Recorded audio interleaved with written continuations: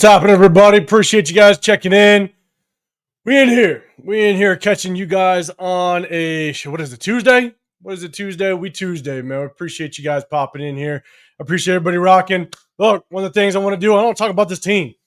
We obviously no longer are in the running for the playoffs, and so the question is where do we go from here? Where do we go from here? What does this team look like? Can this team turn the corner? Can we improve? Are there certain things that we can do as it relates to the roster right now to potentially see improvement later down the road? That's definitely some of the things that I want to tap into, talk about, and definitely get you guys' feedback. I'm going to go through every single position group and just look at what does the position group look like? What are the things that I'm looking for from this point forward, from this Broncos game moving forward? What are the things am I focusing on? Because, again, we're not looking for playoffs, but I want to know just what position groups do we need to address, and we're definitely going to tap into it and talk about it. So I definitely appreciate you guys rocking with me. If you can, do me a favor. Double tap that screen. Hit that like button if you like what you're hearing, if you like what you're seeing, but at the same time, just to show some support or just show some love to my subscribers, I do a sub-only chat for everybody that rocks with me. So if you want to get included in the chat, definitely hit that sub button. I definitely appreciate it. But before I get fully into it, big shout out this weekend. If you're in town for the Broncos game, shout out to Spicy Raiders. She's putting on a huge event. I was actually just over at Parkway Tavern. We kind of did a little bit of a walkthrough, just a little bit of a sound check. We're going to do a live event at Parkway Tavern next to the M Resort on the south end of Las Vegas Boulevard. It's at the end of Las Vegas Boulevard, as well as St. Rose as well. If you guys are in the area, definitely go check it out. It's Saturday from 12 o'clock to 3 o'clock. We're going to do a live podcast, but a bunch of giveaways, Woodson Whiskey, as well as some other bourbons. Shout out to Barrels and Vine. They're donating a couple things to the event. So shout out to that event. Again, shout out to Spicy Raider. She's putting it on. I'm just co-hosting. Going to join up with her. Again, live event and have a good time. So if you're in the area Saturday before the Broncos game, head on over. Shout out to her. We're going to have a good time. So appreciate everybody rocking with us. Appreciate everybody coming on in here. Again, double tap that screen and hit the like button, hit that sub button if you want to get included in the chat, because not only will I just be really answering some questions, but at the same time responding to any feedback that you guys got. But we're going to take a look at every single position group. And here's my thing, is I want to look at the position groups, and I want to share with you guys what I'm going to be looking for from this point forward, and the position groups and the personnel that I'm going to be focused on. But at the same time, there's rumblings now that Pete Carroll's on the hot seat. And here's the thing, not surprising. We're 2-10. We're not making the playoffs. That's out of the story right now. That's out of the picture. So the question is kind of what do we look for moving forward? And I'm going to share it with you guys. So definitely appreciate you guys, man. Hit that sub button if you want to get included in the chat. We're going to get into it in just a second. Give a shout out to a couple people that are already rocking with us in the building. Between YouTube, Twitter, and Instagram, I believe the only ones I could see are the YouTube comments. So if you're over there on Instagram or Twitter, definitely jump over to YouTube so I can definitely see you guys. Shout out to Emily. You in the building. Breaking news. Geno Smith sucks. I know. It's brutal. And I'm going to talk about the quarterback position. Because the thing is one, how do we evaluate the quarterback position moving forward? Geno Smith, he's still rocking with us. He's on a 3-year contract, right? And so if we move on from him, we got a lot of dead money that we're gonna have to eat. So the question is let's look at a true evaluation of Geno and who he is up to this point. I know a lot of personality issues kind of come into play when you talk about Geno, but I definitely want to talk about it. I appreciate you rocking. Raider Ryan in the building. Appreciate you. Navy Bet, what's going on? Appreciate you rocking with me. The Cool Raiders in the building. What's happening? So the Cool Raiders, you're saying, yo, 805 salute. I don't know if this is true. Enun, is this possibly you? Because you always say the yo 805 and all that. Let me know if you just switched up the name. But if not, cool.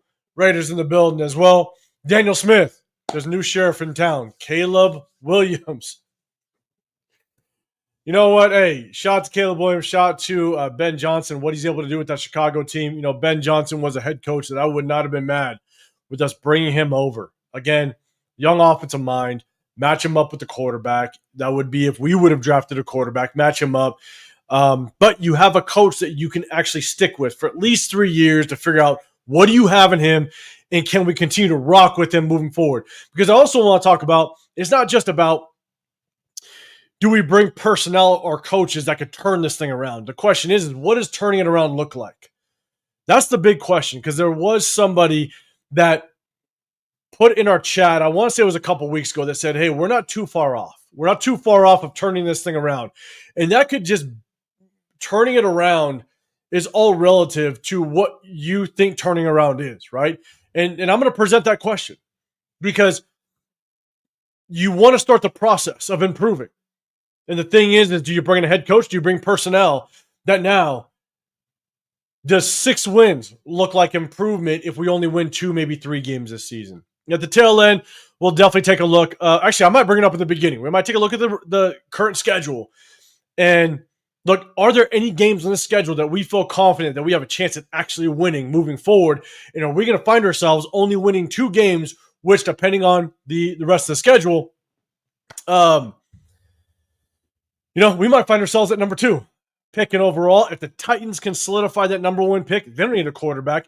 Now, you could have a team that trades up to get that spot and they get their quarterback. You never know. But if we are slotted at that number 2 pick, what do we want to do? And how do we feel about it? So, Daniel Smith, obviously, feels like you're a Chicago fan. Shout out to you, man. And the other thing I liked about Ben Johnson was his vast experience in the NFL. And I've said this in multiple lives, right? I don't dislike Joe Brady. But the thing is, if you look at Joe Brady's experience, it's not very extensive like a guy like Clint Kubiak, right? Clint Kubiak, he has been consistently in the NFL in some capacity on the offensive side, and he's been able to kind of establish himself within the NFL. And Joe Brady, he just doesn't have a long-standing NFL career on the coaching side. And so that's, again, it's not that I'm not a fan of Joe Brady, or if we brought him in, it's not that I wouldn't support it or hate the pick. It's just I have a couple guys. Joe Brady would be a little bit farther down the list for me. But shout out to you, man. You got a good one so far. It looks like it. I know people kind of said he was a little bit quirky, and looks like he's working out in Chicago. Davalias,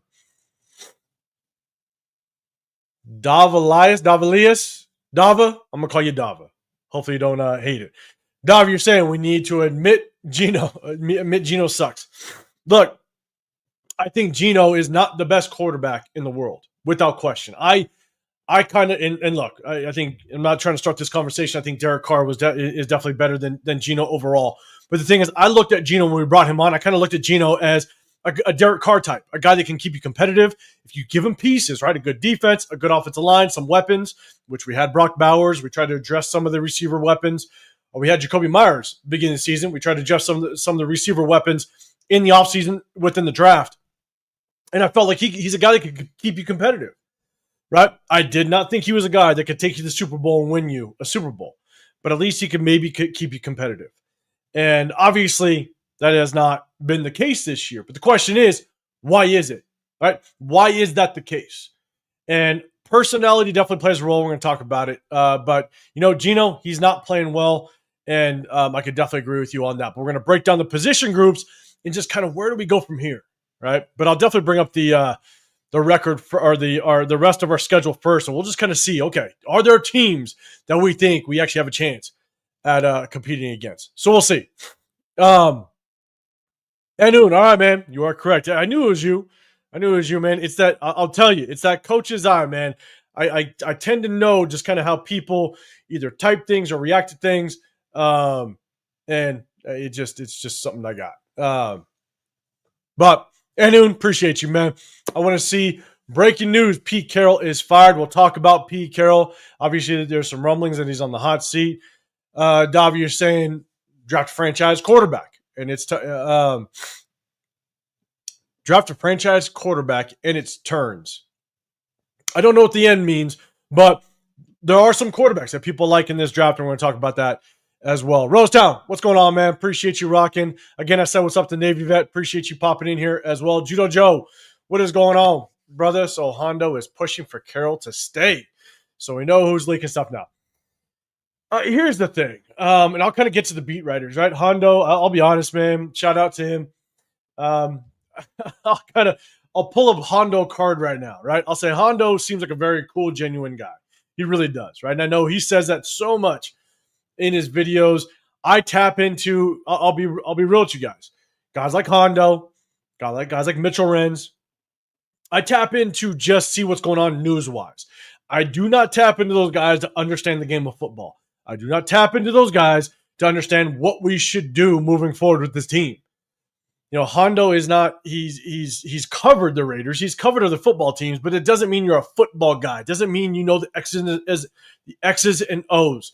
You know, it's kind of comical when Hondo says, "Hey, I gotta go back and look at the film. You could look at the film, but it doesn't mean you understand what you're looking at when you're watching the film. And that's the hard part. So I tap into those guys. You know, Mitchell Renz, shot to him. He's got Chat Sports. I look at Chat Sports and Mitchell Renz like Bleacher Report. That's kind of what they are, right? They're going to report on the news. And that's what they do. And they do it extremely well. It's their job. It's their job to report the news. So if I got to give kudos to somebody doing their job right, then that's what I'll do. But do not talk to me about the X's and O's. Do not talk to me about what you see on game film and should a player fit the system and so on and so forth. I don't watch them for that because they are not good at that. They're not. I'm just saying it plain and simple. I'm not saying I know everything. I'm not saying I'm the end all be all, but at least I will take my 23 years of coaching, my 15 years of playing this game, and the respect that I've grown through California and Texas of coaching this game of football, the respect I've earned amongst the community that I've created. I'll take that, share it with you guys, and get you guys' feedback at the same time. So that's kind of how I approach this thing. But again, shout out to Hondo, shout out to Mitch, man. Them reporting the news, they do a very good job. Just report what you see, and that's what I appreciate from those guys. But for Hondo to say he's pushing for Carroll to stay, you know, look, he knows eyes are watching, ears are listening. And, you know, he's got to be able to save face when he walks back in the press room and stuff like that. And so he is not going to push for someone to get fired. That's not what he will do because that's just kind of what reporters have to do. If you want the truth, if you want just someone to give you the truth, then look, rock out with myself. I go live on Wednesdays and Sundays in the Raider War Room. We break down the game film on Wednesdays, but on Sundays, we also tap in with you guys afterwards to kind of give you our post-game breakdowns of the games, and we'll do our best to tell you the truth. But Judo Joe Black, appreciate you. Daniel in the building, what's going on, man? Just hitting you guys on a random Tuesday. I had some time. Want to jump on here, tap in with me on Wednesday as well. Tomorrow in the Raider War Room, we're gonna highlight the crap out of Caleb Rogers. I want to see it. I've already went back and watched the film to kind of give you a little bit of insight as to the path I want to take with this offensive line. Caleb Rogers, there's no reason why he only got 2 reps or 2 series in the first quarter, in the first half, and 2 series in the second half, and Antonio Mafi rotated with him. There's no reason why that happened, but I just don't talk about it. I want to show you the proof as well, and on Wednesday, tomorrow in the Raider War Room, I'm going to show you the proof. We're going to show all of Caleb Rogers. I want to get your guys' opinion as well as to what you thought of him in his playing time, and should he be rotating with a guy that initially, Antonio Mafi, didn't even make this 53-man roster. He was a practice squad guy. He got elevated to the 53 just because of injury. And so this is why I get so frustrated watching the games on Sundays or Mondays, Thursdays, whenever we play, because, man, as soon as I saw Antonio Mafi rotate in with Caleb Rogers that third series, I was asking, is he hurt? Is he injured? Because if he's not, why the hell is he not playing the entire game, all the snaps, based on how Antonio Mafi was playing, which is wild. So appreciate you rocking. Shout out to you, man. Anu, congratulations. I know you had a baby on the way, man. I think you said it in one of our lives, man. Baby boy has arrived, man. Shout out to you. Shout out to the wife. I hope everything went well. I hope everything's healthy. I hope everything's good, man. I appreciate you, man. You always rock with us. But, man, congratulations, everybody, man. Say congratulations to I know him as Enoon. He switched it up. He's cool Raiders, man. Shout out to him. Everybody say congratulations to Enoon without question, man. Hope everything was smooth, healthy. Awesome, brother. Laker Nation, don't know if I said what's up, man. Appreciate you rocking. What do you think of Rodgers' play at guard? I think it was good enough for him to be playing the entire game. But I'm going to go and break down the game film, man. But I think it was good enough. And go look at Antonio Mafi's play. He didn't do any better. I think he even did worse, if you would say, in the bulk plays that he got. So at the end of the day, just play the third round rookie. If he was a 6th or 7th rounder or an undrafted free agent, then I'd understand. But he's a third rounder. Third rounders should be if you drafted well, should be starting at some point in this season. Now, the hard part with Caleb Rodgers is he's starting because of injury. It's not because he necessarily earned it or deserved the spot. But I'll definitely break down that game film tomorrow. Raider Pete, what is going on, brother? Reporters and writers claim that they're different, that they all have bosses. The brown nose and clickbait is not reporting. It's just for numbers. It is. I'm with you. And reporters and beat writers, hey, look, they still gonna see these guys in the locker room. They got to cross their face. I'm not going to hate on them for it because at the end of the day, it's one of the things. I've had requests. I've had people, man, hey, reach out to these players, man. Get a player on your channel. Do an interview, stuff like that. And I don't want to get to a point where I bring somebody on and now you just, if they're not working out, I'm not one that would hold back. And so at the same time, I don't want to talk bad about a player in the locker room, that has given me the respect to bring onto my channel and do an interview. So I've just opted not to reach out. You know what I'm saying? I've just opted not to reach out. I don't want to do it. And I'm not saying guys would. Okay. I'm not saying I got a big enough channel for guys to do that. I am not saying that. But I'm also not the type to want to do that, to be honest. I want to talk freely. I want to share my thoughts and just bring as much truth as I can to my opinion and share it with you guys and give you my feedback. So don't know if I'd ever be doing that, to be real with y'all. Gio Joe, Rodgers was good. Why the F was he not playing? He just rotated, which is crazy. And look, part of the thing is I was like, man, is this a Spytek thing? I said this on Sunday when I went live. Is this a Spytek thing? Is this Spytek being like, cool, Rodgers, he's starting, love it, and all of a sudden he's gone? Is Spytek calling from that box up top, from that big boy suite and going, hey, you better put my boy Caleb Rodgers in because in the second half, he started 2 series, and then he got benched. And in the presser, Pete Carroll is like, it's a competition. I'm like, bro, it's wild that it's a competition between a guy that didn't even make this initial 53-man roster and is only elevated because of injury. It's why he's rotating with Antonio Mafi. Boggles my mind. What up, Chewy? What's going on, brother? What's happening, man? Appreciate you popping in here as well. Cool Raiders, man. Rodgers had a lot of good plays, had some losings, but overall pretty good. Yeah. You're right. You have to keep Brennan. It's the guy who cleans the toilets. Man, if he's still in this coaching staff, demote him. You know what I'm saying? Like, just give him a clipboard. Give him a clipboard.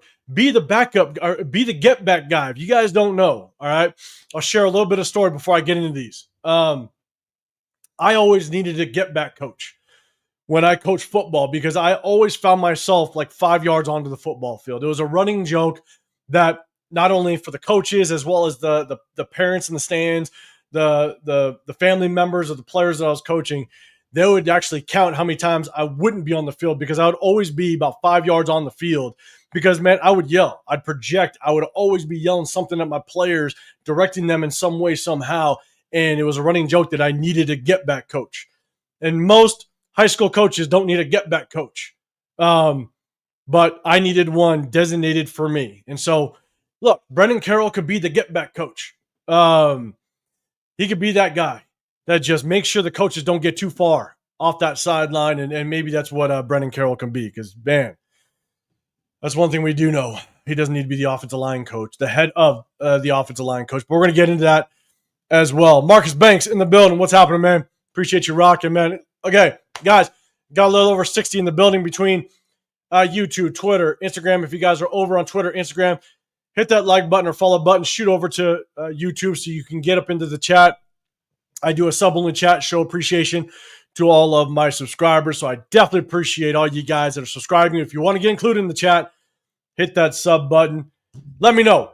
Hear your voice. Let me know what you got to say, because we're going to jump into this again. Because we're not making playoffs, one of the things I want to do a deep dive in is, what am I watching for moving forward? The position groups. Who do I want to see play? Because the thing is there was a question before a couple of weeks ago. They basically said we're not too far off, right? And if you look at the roster, if you take into consideration the bad coaching, question is, how far off are we? Are we a couple linemen away to just having a little bit better season? We're going to go through this roster. We're going to chop it up. First, we're going to take a look at the schedule. That's what I promised you guys. We're going to take a look at that schedule. We're just going to say, look, are we going to win? Are we going to win any of the games? And that'll determine what spot do we pick at. And so I'm going to share the screen real quick. Kevin Lurker, appreciate you, man, popping in, one of my members. Guys, if you guys do want to be a member, support the channel, I do have memberships available. I definitely appreciate all y'all that are members. Shout out to Cheeto. What up, brother? What's going on, brother? I appreciate you throwing a super chat out there, as well as being a member of the channel. Yes. Shout out, my Bob. My name was Bob temporarily for a minute, but appreciate you guys. Make sure you guys go over to Leo's channel, Cheeto Linus. Show some love to him. I think you're going live at 7 o'clock. So when you guys get done here, jump over there. Go jump over to Cheeto, man. You got his channel, as well as I think he goes live with Jay, with Jeff, as well as LV Raidernation. Shout out to those guys. Check in with them at 7 o'clock Pacific time. But I'm going to share the screen. But Leo, man, I appreciate you throwing a super chat out there. Guys, let me know if you think we're going to win out. Let me know if you think we have a chance moving forward. Again, here it is. Obviously, we just got done playing the Chargers. Oh, let's take a look at this. Okay, we got the Broncos this week. Let me know in the chat. Do you think? Hit the Broncos. Let me know if you think we're going to win or lose. Do we have a chance? I'm going to give you straight up. I don't think we have really much of a chance to beat the Broncos. They got a good defense. Obviously, they had a rough game last week. Definitely a shootout against the Washington Commanders. But I don't think we have a chance too much. I don't want to spend too much on this schedule, but it's just to kind of give us a sense. Do we have a chance at winning? Because if we lose out, there's a good chance we're going to sit at the number 2 spot. That's what I think. One thing to keep in mind is that the Saints are in front of us. New York, they're in front of us. Both of them play each other. We obviously play New York. And so Little, December 28th is going to be very interesting if you're looking for draft position. December 28th, it's that New York game, I believe. And so, and I just mentioned it. So here's the thing is you got Dava, you're saying lose. Okay, lose against the Broncos. I agree. Definitely lose against the Broncos. I don't think we have much of a chance. Then let's look at the Eagles. Let me know. You guys think we got a chance against the Eagles? We're traveling to Philadelphia. I don't see us beating the Eagles. A winter game. We're a dome team out in the elements. I don't think so. Kevin Lurker, Giants game. Yep, that's going to be a pretty interesting deciding factor. Marcus, you got lose. And then I'll take second overall pick. Hopefully Pete isn't around to mess it up. We're talking about head coach in just a second. Laker Nation, you got the loot. You got a loss in there. Rosetown, we're going to end up with that second overall pick. Hey, fingers crossed, toes crossed, everything crossed. Marcus Banks, you got to lose. Joe back. James is going to throw 500 yards. I think you're talking about that New York game. Look, I think Eagles, we lose. Let's look at Raider Nation. Let's see. Raider Nation for life. Nordone. I think it's Nordone. Nordone. Yeah. It's hard pressed to think we're going to win. But you got the December game. December 21st against the Houston Texans. Shout out to, I think, Leo. I think Cheeto Linus, he's going over to that game out in Houston. The thing is, we're playing against a really good Houston defense, and that offense is starting to turn, right? That offense is starting to turn a little bit. They're starting to put some points on the board. You got that tailback over there from USC. I'm blanking on his name. Marky something. Marky Woods, I think.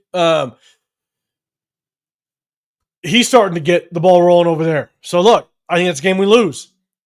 Now, I think a lot of us are talking about the New York Giants. New York Giants, I think it's kind of a wild card. Now, they got a defense that could take it to us. They got a front four. The thing is that any game that we think we have a chance, our offensive line is going to absolutely crush any chances we have of potentially winning. So you go back. Broncos going to crush our O-line. The Eagles, that front four, going to crush our front line. That Houston pass rush going to annihilate us almost as bad as the Chargers did. They could get at us like the Browns did. New York has a good front four. They got a good enough front four, athletic enough front four to get after us with this offensive line. And we obviously know there's no improvement with this offensive line. Colton Miller better not see this field at all the rest of the season. Let him sit. Let him just get as healthy as possible for next season. Judo Joe, you're saying, yeah, Houston might have the best D in the league. I mean, outside of Cleveland. Cleveland's pretty tough. But yeah, they're going to get after us. Kevin Larker, man, Philly, a real O-line we should study. And here's the thing, right? Even with that Philly offensive line, they got rid of Mekhi Becton. Now over at the Chargers, you see a little bit of fall off, with that offensive line a little bit. Obviously, Saquon Barkley isn't running like he did last year, but that offensive line still solid enough to where I think they're going to do work against us. But I'm more afraid about it was just what that defense is potentially going to do. That defensive front that's going to get after us. Nardone, what's going on? All five of those teams have a serious pass rush. They really do. You know what I'm saying? Like that, and I think that's where it's going to absolutely crush us. So the deciding factor, in my opinion, is who plays quarterback that game. If Jackson Dart is playing, it's still a rookie quarterback. It's a guy that, as well as he's showing sparks, the thing is man, we can come across and win that game, 9-6, 9-7. We could mess around and win that game just because we can actually get to a rookie quarterback. Now the offensive line looks decent, so they could definitely hit us with the running game a little bit, but that's the game that really scares me is New York. But prior to that, it's really paying attention to the New York and the Saints game. You know what I'm saying? One of those teams have to lose. One of those teams got to win. So we'll see just kind of how that plays out. But that New York game definitely scares me. KC might be fighting to potentially make the playoffs. And so, they're not going to look over us. They're not going to rest any starters, anything like that. They're going to potentially just come after us. And it's a game, I believe, at Allegiant Stadium. And so I'll tell you right now, actually, yeah, it's a game at Allegiant Stadium. So thing is, they're going to want to come in and stomp on that logo once again. You know what I'm saying? Piss over the locker room, whatever they want to do. But they're going to come in and they're going to take it to us. And so the Giants game is the only one that I see us basically squeaking out a win. Now, here's the thing. What sucks, man, don't be surprised. We're all professionals. There's always upsets. But definitely New York is one that I'm watching out for. Laker Nation, we ain't winning no more games. I know. But again, New York is the only one. Again, now if Jackson Dart comes out, if all of a sudden Jackson Dart gets another concussion or something happens or becomes injured, and Jameis Winston, shout out to Judo Joe Black. You said Jameis is going to throw for 500 yards. Now, if Jameis Winston comes in and plays, then, yeah, New York's got a damn good shot at coming in and beating us up. So we'll definitely see how that works out. But look, looking at the schedule, based on the schedule, I really don't see us winning any more games, which depending on how the games between New York and us, as well as New York and Saints play out, we could find ourselves with that number 2 overall pick. And I looked at the Titans schedule, and the only game that the Titans could potentially win, depending on, I don't know if it's home or away, is the Commanders game, right? Commanders are still working with Marcus Mariota, a backup quarterback, right? The Titans have a decent enough defense where they can mess around and potentially win that game. So if the Titans win, I still think that they take the number 1 because of scheduling. But, there's a good chance we might find ourselves with the number 2 overall pick, and I would be happy for it. So, right on, we should have signed Winston over Geno. Yeah, man, Jameis Winston's an absolute character, which is kind of wild. So let's go up to the big screen. Now we kind of looked at the schedule. We all know there's a really good chance we're fighting for that number 2 position. And so let's take a look at the position groups, all right? We're going to go through the position groups, and I want to kind of get your guys' feedback as to kind of where do we go from here? Can we turn this thing around in 2026? Obviously, it starts with the head coach. We'll talk about the head coach in just a second. But let's just say we Pete Carroll, he retires, he steps down, he's no longer with us, and we go out and we get ourselves a fresh head coach. I think that is the starting point, right? I think we have to, at this point, really see what we have in these young players. All right, we're going to break down the game film tomorrow of Caleb Rogers and just kind of see how he played. But I think it's time that we really invest some time in these young players to see who do we got? Who do we have out of them? It's going to be a tough go because we have a tough schedule. We're not playing weak teams, the last 5 games that we have. And so it's going to be a tough go, but we definitely got to see what we got. Now, I'm going to share the screen one more time. Let's take a look at the position groups. Again, take a look at this and let me know. Hopefully you guys can see it. We're going to go position by position, and we'll see. Are there things we can do to potentially upgrade the offseason, and how quickly can a potentially new coach turn this thing around? Jay Brown, what's going on, man? Appreciate you popping in. If Jameis started the season, people would want to replace him by now. It's all and I'm about to talk about the quarterback, right? Talk about Geno Smith. So here's my thing about Geno Smith. He's still on the books. I'm going to take this thing down. Again, guys, let me know if you guys can see it. I can try to zoom in a little bit. I'm not sure if I can. There we go. Maybe that'll work. Obviously, if we're in position to draft a franchise quarterback, then maybe you pull that trigger. I'm not ready to say that just yet if we're in the number 2 position. I know Joe Black are saying trade back or what have you. Depending on just if we're at number 2 and depending on what quarterback is sitting there, there's a chance. There's a chance we might take a quarterback. I got to do more homework on the quarterback prospects coming out. And so later in the offseason, I'll definitely give you my perspective on it. But Geno's here for 3 more years, or 2 additional more years, right? We have his contract. I think in that 3rd year, after next year, we can get out of it, and we don't really accumulate too much dead cap space. But here's the hard part about Geno is I think what I have a problem with, if you erase the antics that Geno has, right? You're looking at Geno. He's flipping off the fan base. He flipped off the Seattle fan base in that preseason game to start the preseason games. There's that viral video of him basically yelling at a flag football game. This is why I get paid the big bucks, stuff like that. There was also footage of Pete Carroll trying to high five him after a touchdown late in the game. He just shrugs off Pete Carroll. Caleb Rogers comes running up to him just to kind of give him some excitement, give him some praise for throwing a touchdown pass. It was when he threw a touchdown pass to Genty. I think there is truly an attitude problem. Obviously, you have the story from way back in the day of Geno Smith getting punched by one of his players and breaking his jaw. I think there's an attitude problem with Geno. And that could be a cancer in the locker room, especially coming from a guy that's supposed to be the leader of the locker room.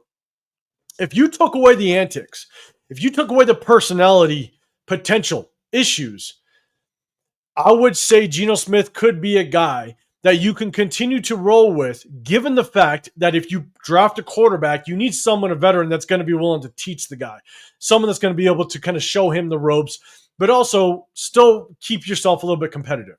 The thing that with Geno, right? If you take away the antics of Geno, I think Geno still could be a bridge quarterback if you improve the offensive line. I said this when we brought on Stone Forsythe.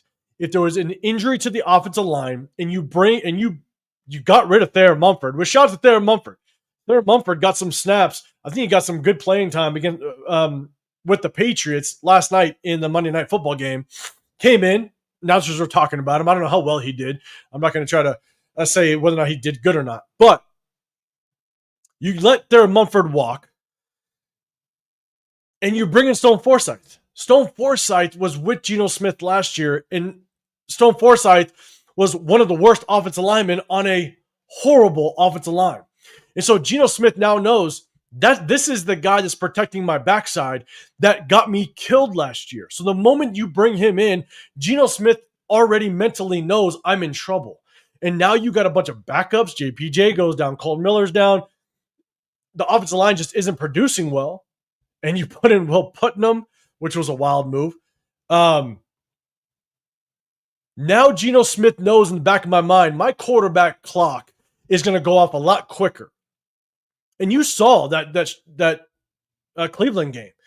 He got his ass handed to him. So again, I'm not saying Geno Smith is a good quarterback. I'm just saying, well, and I'm going to add on to that, to the back. The moment you let Jacoby Myers walk, we now have arguably the worst receiver room in the National Football League. So not only do we not have a running game, we have probably the worst offensive line in the National Football League. There was some miscommunication with the offensive coordinator. Obviously, the reports coming out, Chip Kelly. There was some miscommunication there, right? And then you got the worst receiver core in the National Football League. Look, there's not a whole lot you can do to work with that. If you gave him some decent receivers, if you gave him a better offensive line, even if we were middle of the road, maybe Geno could do good enough to keep you in a game. That's all I'm saying.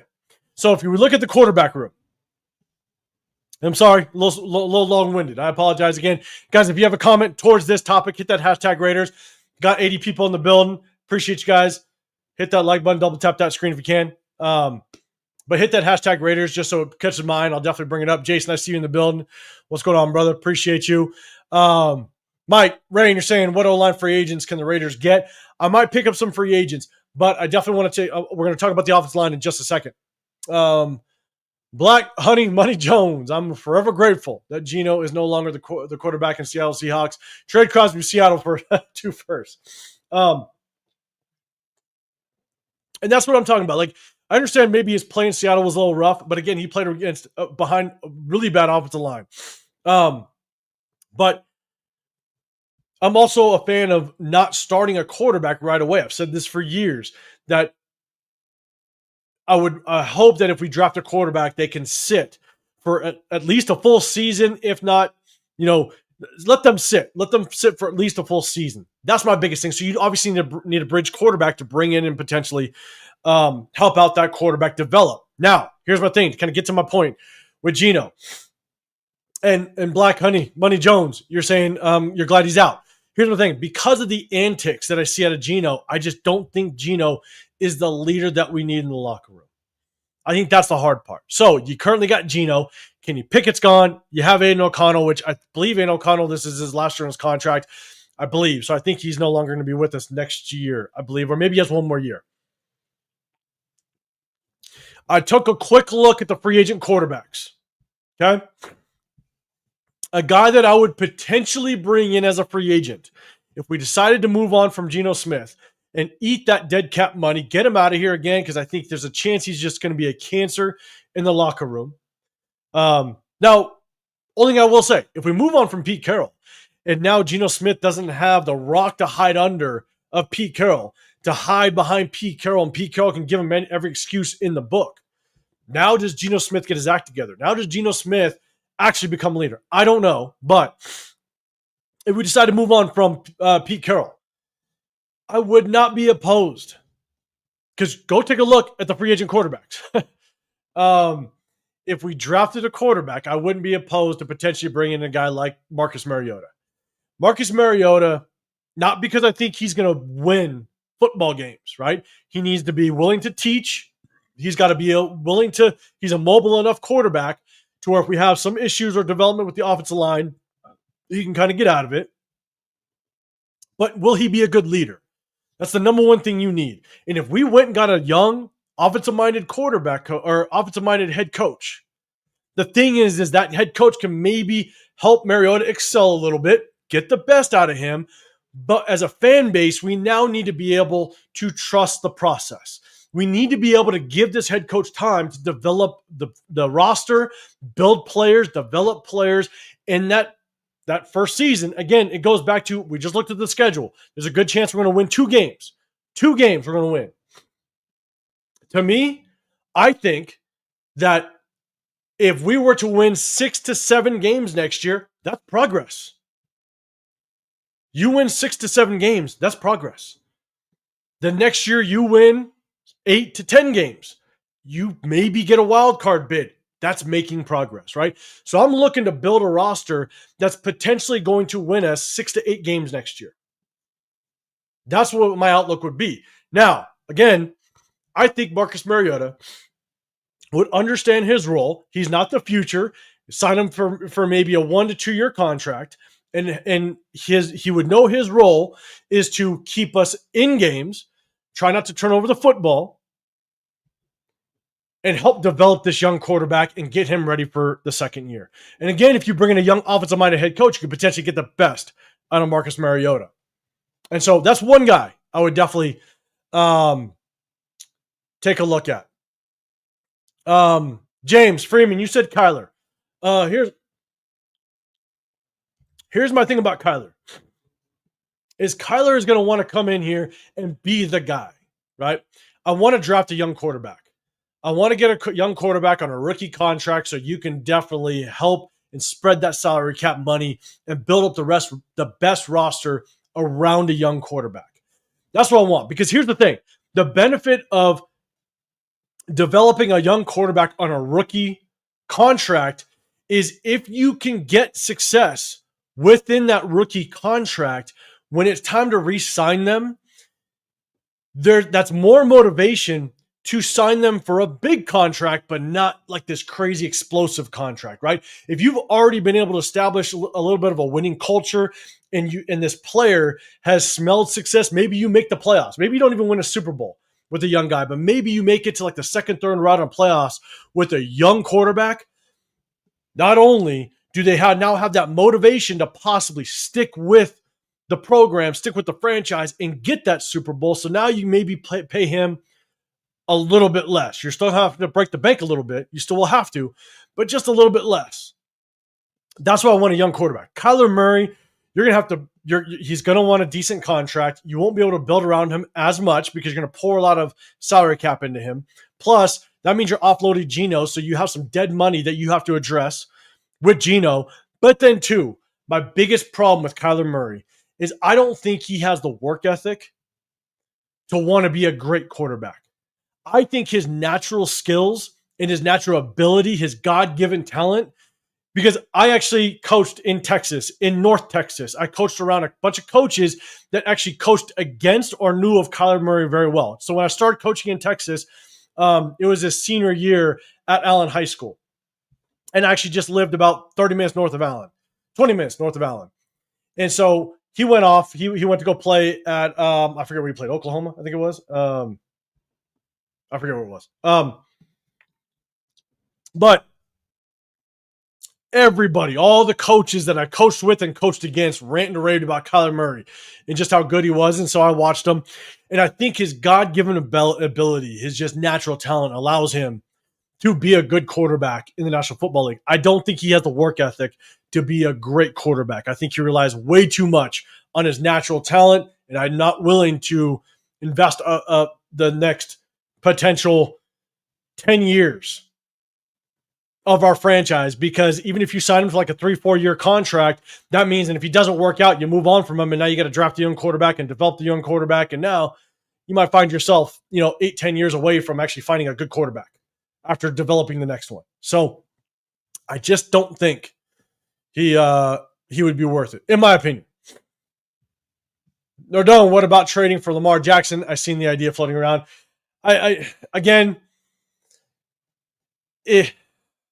You trade for a Lamar Jackson, last year, like in a Pete Carroll year, where Pete Carroll's like, I need to win now. I'm going to break the bank. I'm going to win now. And that's what I'm going to do. And so I think that's where you just drop the bank because we had a good amount of salary cap, and you get them in here for like 2-3 years, and maybe you could do something with them. But if you're trying to build a culture and you're trying to build an organization, you float around the idea. People have said, maybe bring in Dak Prescott. Dak Prescott's a damn good quarterback in the regular season, right? Playoff Dak Prescott is a little different. But, man, I really would love to see us bring in a young offensive-minded head coach, draft his guy, and develop. That's what I'd love to see. If we brought over Lamar Jackson, I'll tell you right now, it would create a massive excitement. I'm not going to lie. But it would also, I'd be very curious, how do you build around Lamar Jackson? Because as talented, as good as he is, he still needs weapons. You got to build around him. James Mariota would be solid. Yeah, it's just a bridge temporary quarterback that the goal for next year is to win 6 to 8 games. And I think Mariota could get you to at least that 6, but with a good young offensive-minded head coach, maybe he can get you a little bit further. Nordon, Mariota needs an offensive line. Yeah, without question, you bring him in cheap, draft a young guy. Now you got the resources and money and cap to do that. Mike Evans, man. I'm with you on Mike Evans. It's tough, man. I like Petecarroll McMillan. That was a guy that I was really high on in the draft that I wanted us to potentially get. That was, to me, Petecarroll McMillan is just a more athletic Mike Evans. And, I like Mike Evans, man. It's just, man, he is definitely on that older side. But I wouldn't be mad at it if he came in for a very team-friendly contract, given the fact that, obviously, Brock Bowers is our number one target. So wouldn't be mad at it depending on how we made other moves. Laker Nation, I'm done with Gino. I'm with you. Jen Slinger, what's going on, brother? Hey, I'm going to message you, man.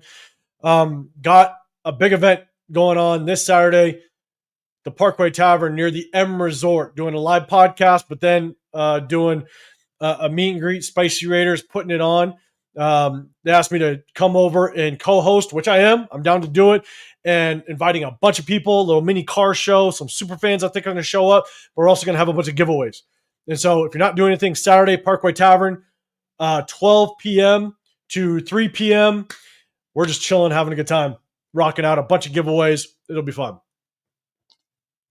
But I'll send you the details. But you're saying, 805, as far as quarterback, Pete's head's going to roll. And Gino's gonna ride that same bus out of Vegas. AOC is the bridge. One more year on that Rooks money. Okay, so he is one more year. And look, if he is one more year, 100%, I would be okay with Kenny Pickett with Aiden O'Connell. But I wouldn't be opposed with bringing in a veteran like a Marcus Mariota, right? Somebody that you could probably bring in for cheap. Obviously, Aiden O'Connell is still on a rookie contract. And then if you draft somebody, that could be a very, very inexpensive quarterback room. But you got your veteran, you got your additional younger rookie, younger quarterback on a rookie contract with Aiden O'Connell that can just compete a little bit. Man, Pete Carroll has ruined that compete word. And then you got a young rookie that you're looking to develop. I think, in my opinion, that would be a pretty good quarterback room that would provide enough competition to really push guys along. James, yeah, it's fair. Just throwing names out there. Yeah, I appreciate it. Would someone, Milton, be a thought? I'm not a big fan of Milton. I know a lot of people liked Milton. I was not a big fan. I don't like quarterbacks that come from that Tennessee system. But at the same time, you go back and look at his game. The reason why I don't like the Tennessee system, because the Tennessee system doesn't force their quarterbacks to go through progressions. So when you get to the NFL, it's hard for them to go through true progressions in the National Football League, going from your number 1 read, 2, 3, all the way down to 4, and then eventually possibly, finding your check down. They just struggled to do it. And it's a lot of just go deep routes, right? It's screen routes or go deep. And that's why, I'm a big Florida Gator fan. And I was not a fan of Anthony Richardson. Everybody liked Anthony Richardson. The amount of And I wasn't doing this YouTube thing when he was going into the draft. And the one thing that I coined Anthony Richardson, what my term for him was, is he's a highlight hero. That's all he is. Anthony Richardson got himself, I think he was the number 4 overall pick. He got himself the number 4 overall pick because of like 6 highlights. If you watch the rest of his game film, and I'm a Florida Gator fan, I watched him. He is the most inaccurate and cannot read a defense quarterback I've ever seen in my life. But he's an athletic freak. And so you just take those 6 highlights, man, he looked great. Milton's very similar. Milton threw the ball like, I don't know, he threw it out the stadium, right, in Indianapolis, and everybody was just like, oh my God, this guy's amazing. In my opinion, Milton was just a highlight hero, and I was never a big fan of him. And he kind of proves it. The opportunities that he's gotten a little bit, you kind of see the trends with Tennessee quarterbacks a little bit. He struggles to go through his progressions, can't find it. And sometimes with those athletic quarterbacks, they rely a lot on their legs, and they try to get out of the pocket too early, and they don't give the routes time to develop. And that's not good in the National Football League. Jen Slinger, Mendoza will be a Raider.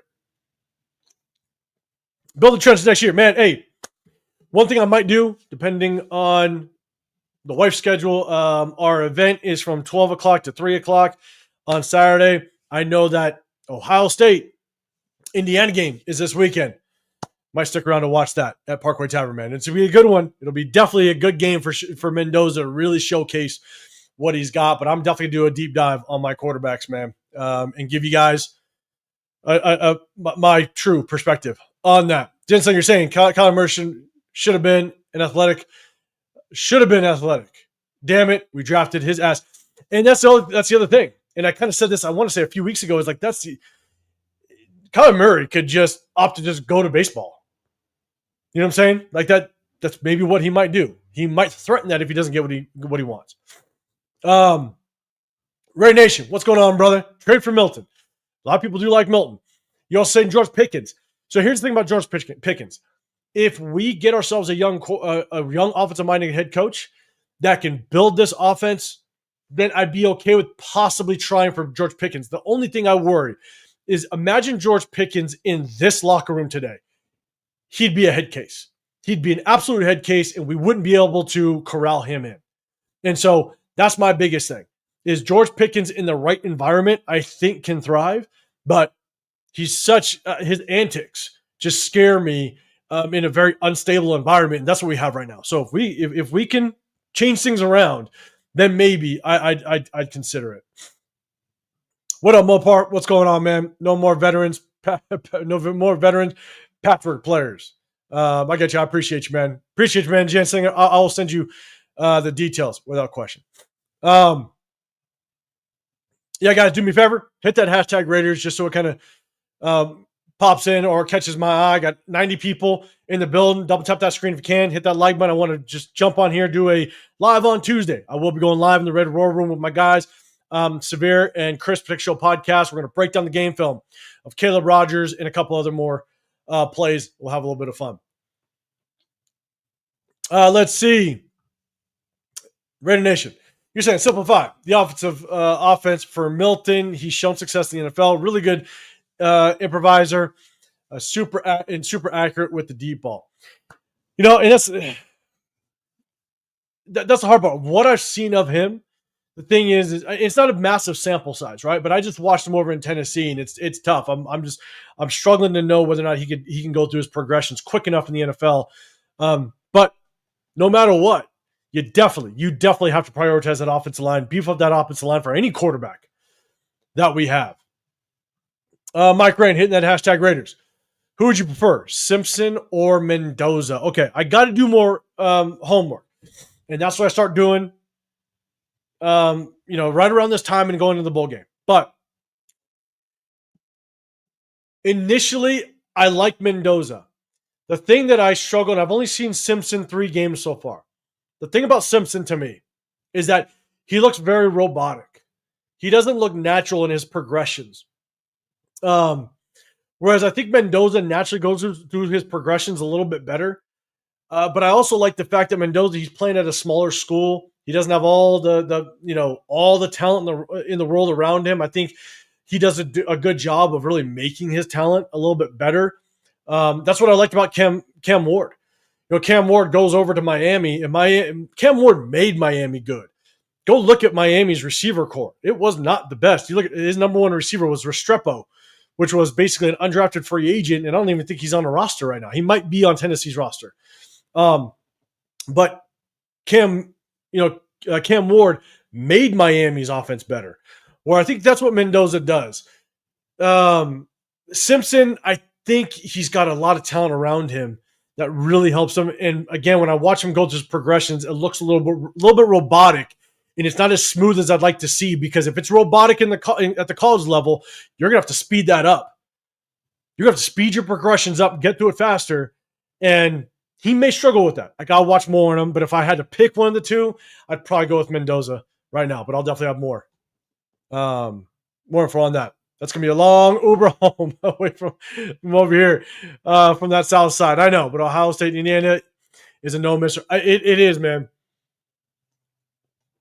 It is. It'll definitely be a game I'll be glued to. Ray Nation, you're saying Milton has the size, speed, strength to overcome his deficiencies in his game. Mendoza, Moore, or Simpson's tangible traits might not allow them to translate into success in the NFL. And I agree. Like, this isn't the most sought after quarterback class, right? I mean, there's been definitely good quarterbacks, better quarterbacks potentially in the past, and so. It's not the most sought after, but again, it's all about where do we land in the draft. We could beat the Giants.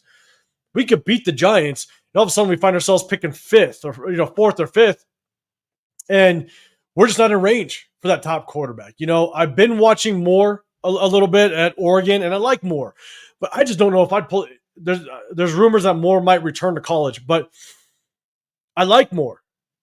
But second round. I don't look at Moore as Dante Moore as a first-round quarterback. I just don't. Now, I'm going to look more at some of the other prospects. Obviously we need help on the offensive line, stuff like that. It might be another scenario where we trade back. Question is, if we get a brand new head coach, if we get a young head coach that we want to build with, do we trade back and accumulate more picks for even next year just to really build this thing? Because again, it depends on what your outlook of progress looks like. Me, 6 to 7 wins looks like progress to me. So I'd be okay with that with a brand new developing head coach. So that's how I'd want to attack the draft. Best there is. What's going on, man? Appreciate you hitting the hashtag Raiders. What about Haynes, King, or quarterback from Cal? I have not watched a lot of them. I'll be honest. I'm going to start doing my deep dives. Don't worry. I try to jump on here. I do my lives. Sometimes I do my individual videos, but man, I got a wife with 3 kids, and I am as involved of a dad as I possibly can be. So I'm definitely gonna start doing a deep dive soon, and I'll definitely break down my true insights because I've done the last couple years since doing this YouTube thing. So, Jen Singer, 6'5", 225. That translates leader qualities as well. Mendoza is a Raider. 6'5", 225 is very good size. Good size. And so, but again, I definitely want to see his play. I want to see how he plays, how he processes his ball placement, his decision-making, stuff like that. Just kind of the throws that he makes under pressure. I want to watch that, really see how he handles himself. Because to me, ball placement is crucial with a quarterback in the success. And I said this in my live on Sunday. And man, I'm only at quarterbacks, guys. As you can tell, I could talk quite a bit.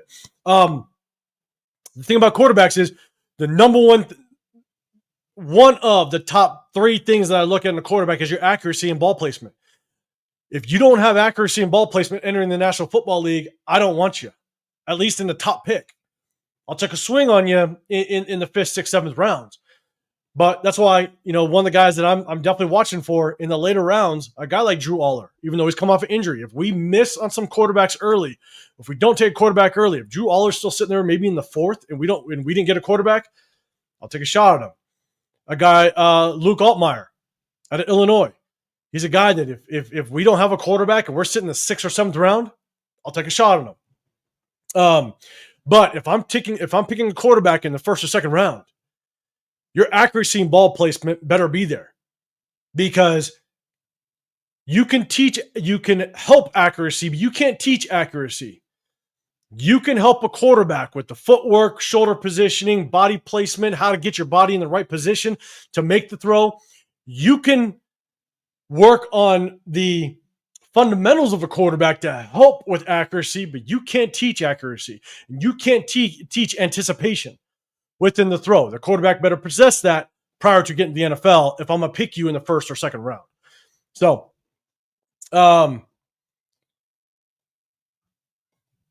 let's see. Alec, man, appreciate you. You're saying, let's see. Kevin Lurker, Cal quarterback is a freshman. Keep your eye on him. All right, man. I will. I'll definitely take a look at the Cal quarterback, man. I appreciate you. Alec, yes, we're damn awful. Rogers had a nice game. What you think? I'm gonna break this thing down tomorrow, but Rogers had a good enough game that he should have been the starter of the entire game. I'm gonna just leave it at that. But tomorrow we're gonna break down the game film, and I'll give you my full breakdown on him. But without question, he should have been. He played well enough to be the starter of the entire game, on top of Antonio Maffi. But I'm gonna definitely show you the game film tomorrow. What about Drew Aller, Lenore Sellers? I like Lenore Sellers again, but it's not a guy I don't think I would pull the trigger on the 1st or 2nd round. Drew Aller's a guy that, if you look at just the rankings of quarterbacks, he might be around in the 4th. And if he's around the 4th, I'd pull the trigger. It's like Shedeur Sanders. I would have pulled the trigger on Shedeur Sanders in the 4th round.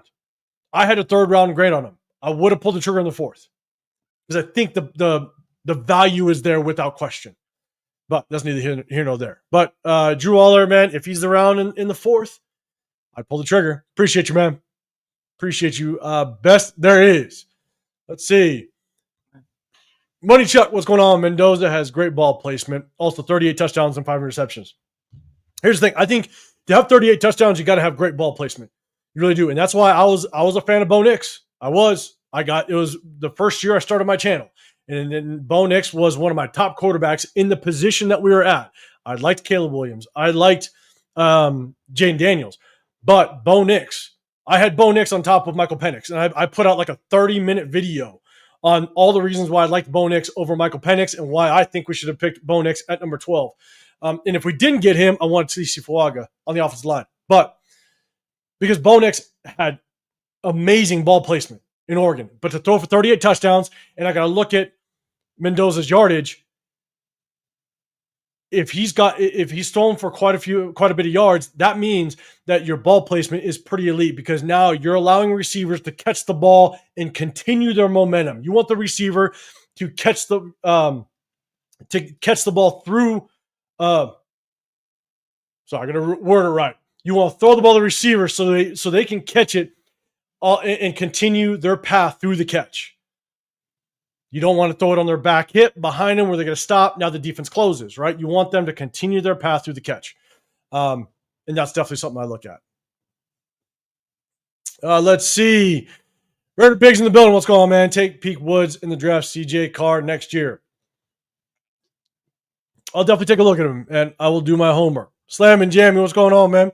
I'd probably hold off on drafting a QB this year unless there's like a material in the 4th round. Yeah, a lot of people aren't crazy high, but a lot of people do like Mendoza. That's for damn sure. Lakers Nation, we should draft a young quarterback every year until we get our guy, but we can't take this opportunity lightly. Like you have a top 2 pick again. I know, because that's the thing. You if you improve a little bit, and all of a sudden you find yourself picking, 8, 9, 10, even into the early teens. Then you ain't drafting up. You ain't moving up and getting your guy. That's the hard part. That's the risk you take by not getting somebody high, getting your quarterback. Eric Greer, what's going on, man? What's your thoughts about the USC Trojan quarterback? Look, I think he's a little inconsistent. I like him. Good athlete. I think he's got a good enough arm. A little inconsistent. I probably would have I'd like him maybe in the 3rd. At best, maybe a 2nd round. At best. But I got to do more research. That's just initially watching a couple games out of him. I'm doing more research. But that's kind of where I got him right now. is I don't know if I definitely wouldn't take a first on him. Not at all. Maybe a second, but I think the third is kind of where he's at. But again, there's a lot of quarterbacks that might stay in college. They're saying Deontay Moore might stay. That might move around your draft potential. So we talked about quarterbacks. Again, sorry. Again, like you guys can tell, I could talk quite a bit. Let's talk about running backs real quick, guys. And what we're focusing on is how do we address every position group moving forward? What am I looking at? What am I looking for, knowing that there's a good chance we're going to be picking number 2 overall? We hope so. And if we move on from Pete and got a new head coach, man, let's start building this thing right. Look at our running back group, guys. What do you think of our running back group? Our running back group as it stands right now. Ashton Jeanty, 6 overall pick. Obviously, we're rocking with him. Raheem Mostert, 1-year contract, going to be gone. Dylan Labe, we might have him for 1 more year. And then you got Zamir White last year on his contract. Do you think there's something we can do? I think that there's a running back. And you look at the free agents. Guys, let me know if there's a free agent that you guys might like. There's a free agent that I wanted last year that's going to be a free agent next year. And I think without question, you still got to bring in somebody to compete with Ashton Jeanty. You need competition for Ashton Jeanty because there are things that I've pointed out multiple times in when we break down the game film that Jeanty's a good running back, but he's not showing me the signs of a great running back just yet. And so his vision is very suspect. His ability to work in open space, very suspect. So you still want to bring in competition. A guy that I wanted last year because I don't like picking running backs in the first round. So this was basically during free agency. I'd love to bring in Rico Dowdle. I wanted to bring in Rico Dowdle last year as a rotational back because I'm a big rotational back guy. I love rotational backfields. I love 1-2 punches. I don't like a one featured back because injuries happen every year. If one running back goes down, you don't want to fall too far off. And so a guy that I'd love to bring in, Rico Dowdle. He'll be cheap. He'll be inexpensive. He did well, very well with the Cowboys, did well with the Carolina Panthers. Obviously, Chuba Hubbard just came back. But you bring him in and you give, Jeanty obviously gets the bulk of the carries, but if you can give Rico Dowdle 7-8 carries a game, give him a little bit of a breather, in a heartbeat, I'd do it. And you still get you get competition in the building. And if Geno goes down, or if Ashton Jeanty goes down, you might have yourself still a serviceable starting running back that can continue to take care of that rock if you need to.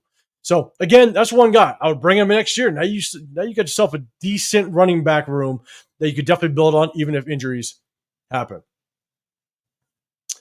Like I'm saying, you do believe that Dante Moore, do they believe Dante Moore will come out? I don't know. I've heard rumblings that he might stay another year. I have no clue. I think because there's a certain amount of quarterbacks, like the Simpson quarterback at Alabama, they're saying that he might stay another year. I wouldn't be surprised if guys are waiting to see who actually declares the NFL and who doesn't. Because they might hold back. You just don't know. Sarge, you're saying what's going on with Andy Dalton? What's going on with Dalton Wagner and Lockie Tassi? I feel the Raiders O-line ready to play. Look, I don't know what's going on. And Dalton Wagner, I still think he's on the practice squad. Don't know. I don't think he has a chance at playing. You got a 3rd-round rookie that's going to be on the 53-man roster. He's going to stay on the 53-man roster. Then you got DJ Glaze that they're continuing to just rock with. But then you got Stone Forsythe that Pete Carroll brought in. It's Pete Carroll's guy. So good luck seeing an Andy Dalton. But I'm not a big fan of Andy Dalton. Never was. He's a robot. He's the most unathletic guy I think I've seen in a long time. He's a mountain of a man. You know what I'm saying? But he's very unathletic. Lockie Tassi, good luck. You're not going to see Lockie Tassi. And here's why. Everybody kind of had high hopes with Lockie Tassi, and I didn't. He's so raw. And you can't expect a guy that's never played a down in football to come in the National Football League and get reps. But you combined lack of experience and just the rawness that he has with a bad offensive line coach. He probably isn't developing well because Brendan Carroll's the one coaching him. If all of our offensive line that did well last year have regressed all year long, that tells me that he's probably getting some of the worst coaching ever. So good luck. Not only do you lack the experience because you've never played the game before, but now you have a coach that doesn't even know how to coach you up. So good luck. When they moved Laki Tasi from interior defensive line to the O line, I was so pissed. I think Laki Tasi had a chance of at least making the 53. If an injury happened and we needed like an emergency depth piece, I thought Laki Tasi had a chance to come in because of his rugby background and just how athletic he is for a large human being. I think he had a chance to play interior defensive line for us if we needed an emergency guy. That's just my opinion. Let's see. Ray Nation, you're saying Breece Hall or Joe Mixon? Joe Mixon could be good given the fact I know he's coming off an injury, but he might be good as long as it's, again, a decent contract, right? Like a very team-friendly contract, a cheap contract. Breece Hall, man, I liked Breece Hall coming out of college. I think if Breece Hall goes somewhere, he might want more than I'd be willing to pay him because he's not going to be the feature guy. It's Ashton Jeanty, right? And so Joe Mixon, I don't know if he's going to want to go be the featured guy somewhere. Breece Hall, he might want to be the featured guy. So if I want to get a guy that will come in and potentially be okay with being the backup to Ashton Jeanty, again, that's why I lean Rico Dowdle. Let me know if you agree or disagree. Raider Biggs, Peter Woods, D-line out of Clemson. Benches 490, squats 700, 225. All right, hey, good. I like the statistics, but man, I focus more on just gameplay and what you show me on the field. But statistics are good without question. Money Chuck, let's see, with as many yards after with as many yards after contact and how shifty this O-line is, and what he did in college, Jeanty is great. Maybe a power runner as a changeup. Running back rooms at least are concerns. Okay, I mean, I know you've been on Jeanty, and you can say Jeanty's great. I don't care. I don't see greatness out of Jeanty. Nothing Jeanty has shown is greatness.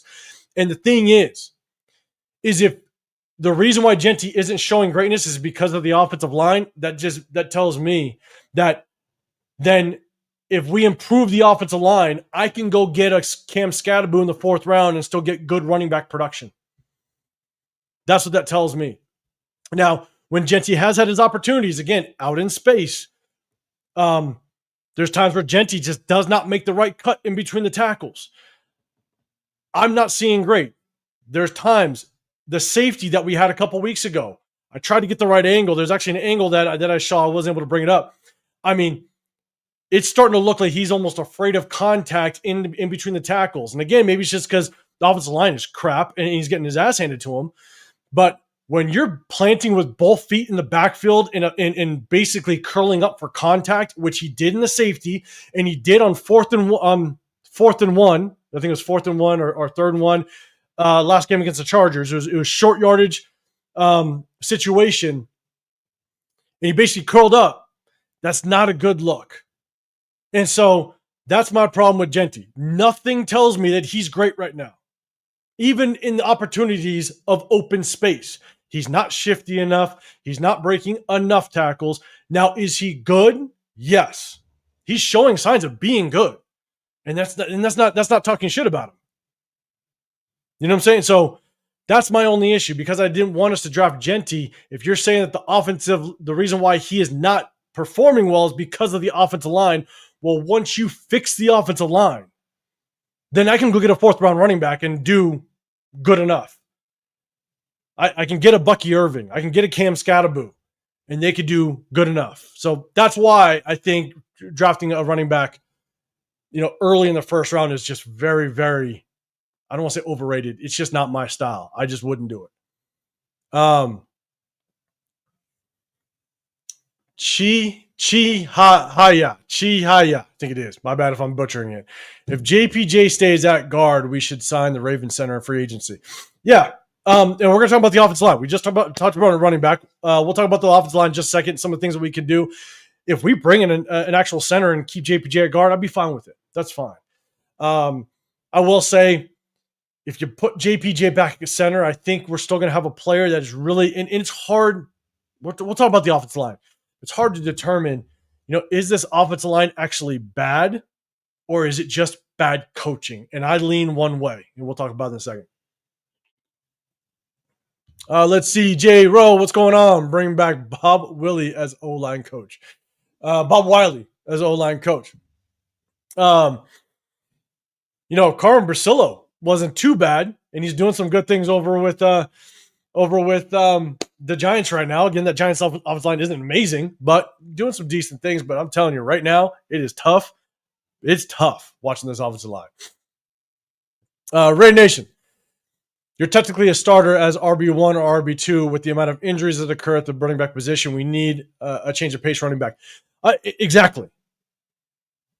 That's why I don't like putting all my eggs in one basket with one running back, because injuries happen all the time across the league with running backs. And so if one falls off, you definitely want another one that can just keep up the pace with the other running back. And so that's why I'm definitely a running back by committee type of person. That's just how I roll.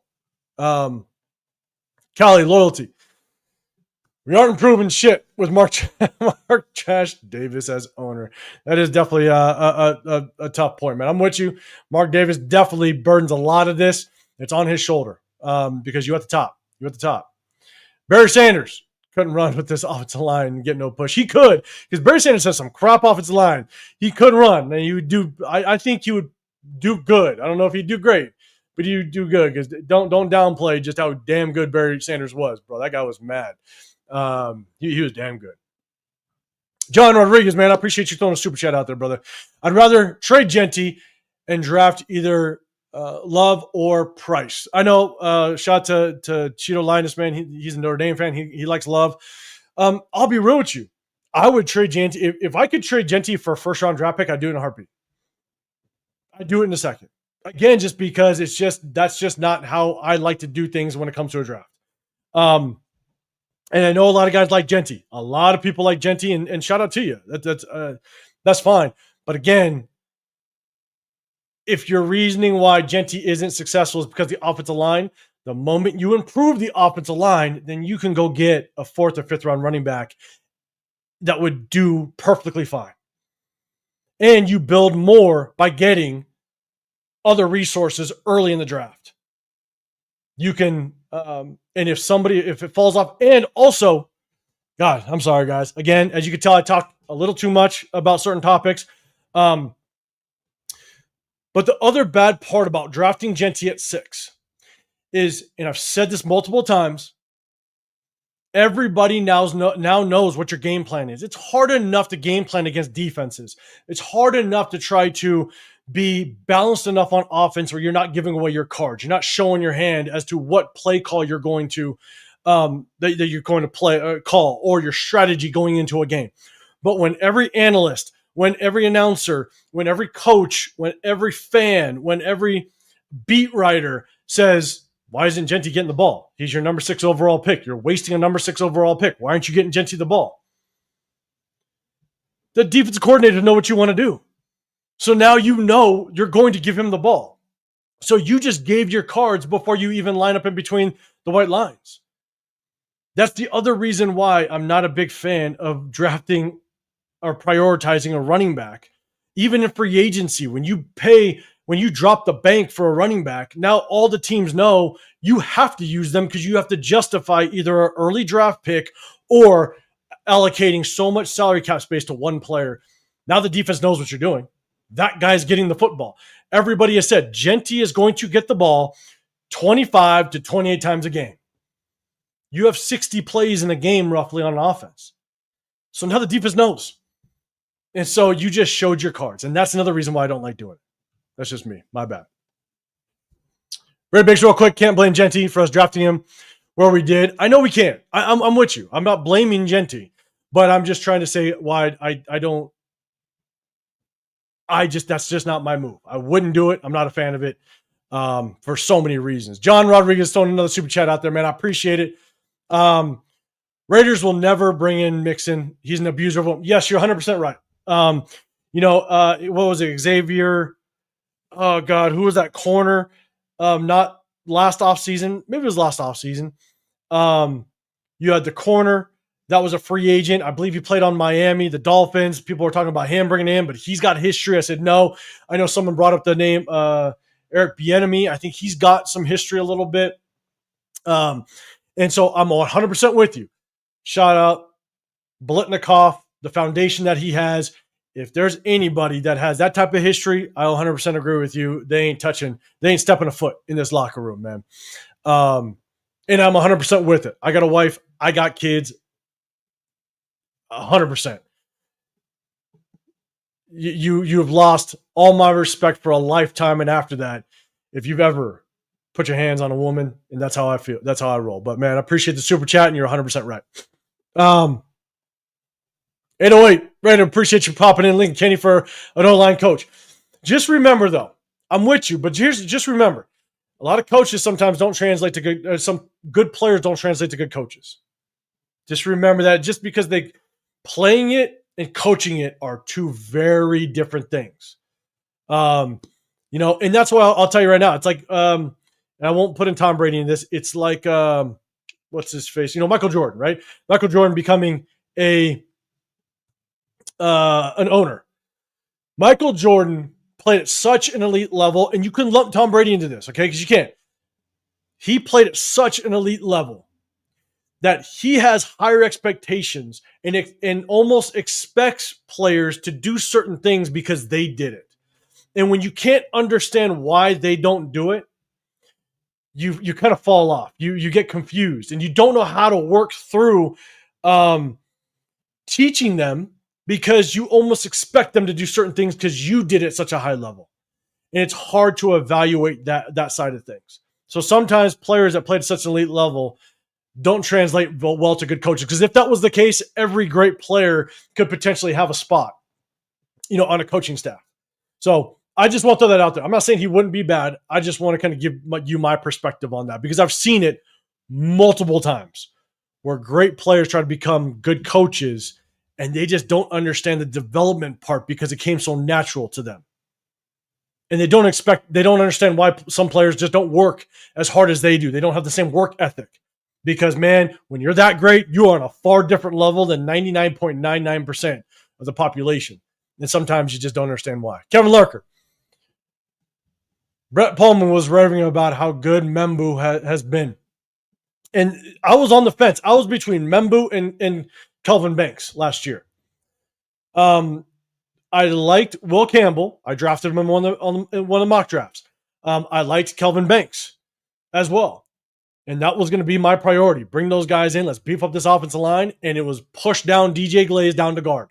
Because I think when DJ Glaze came into the league, I thought he would be a better guard. And I said this when we did our mock drafts. And last year's draft, when we drafted DJ Glaze, I said that he looked like he could be better suited as a guard in the National Football League. And that's kind of how I handled the mock drafts last year. And now I hear a bunch of people talking about, DJ Glaze should be a guard. It's funny. Who you got? My eye on is our next OC. I want Clint Kubiak. I'd like him as head coach / offensive coordinator.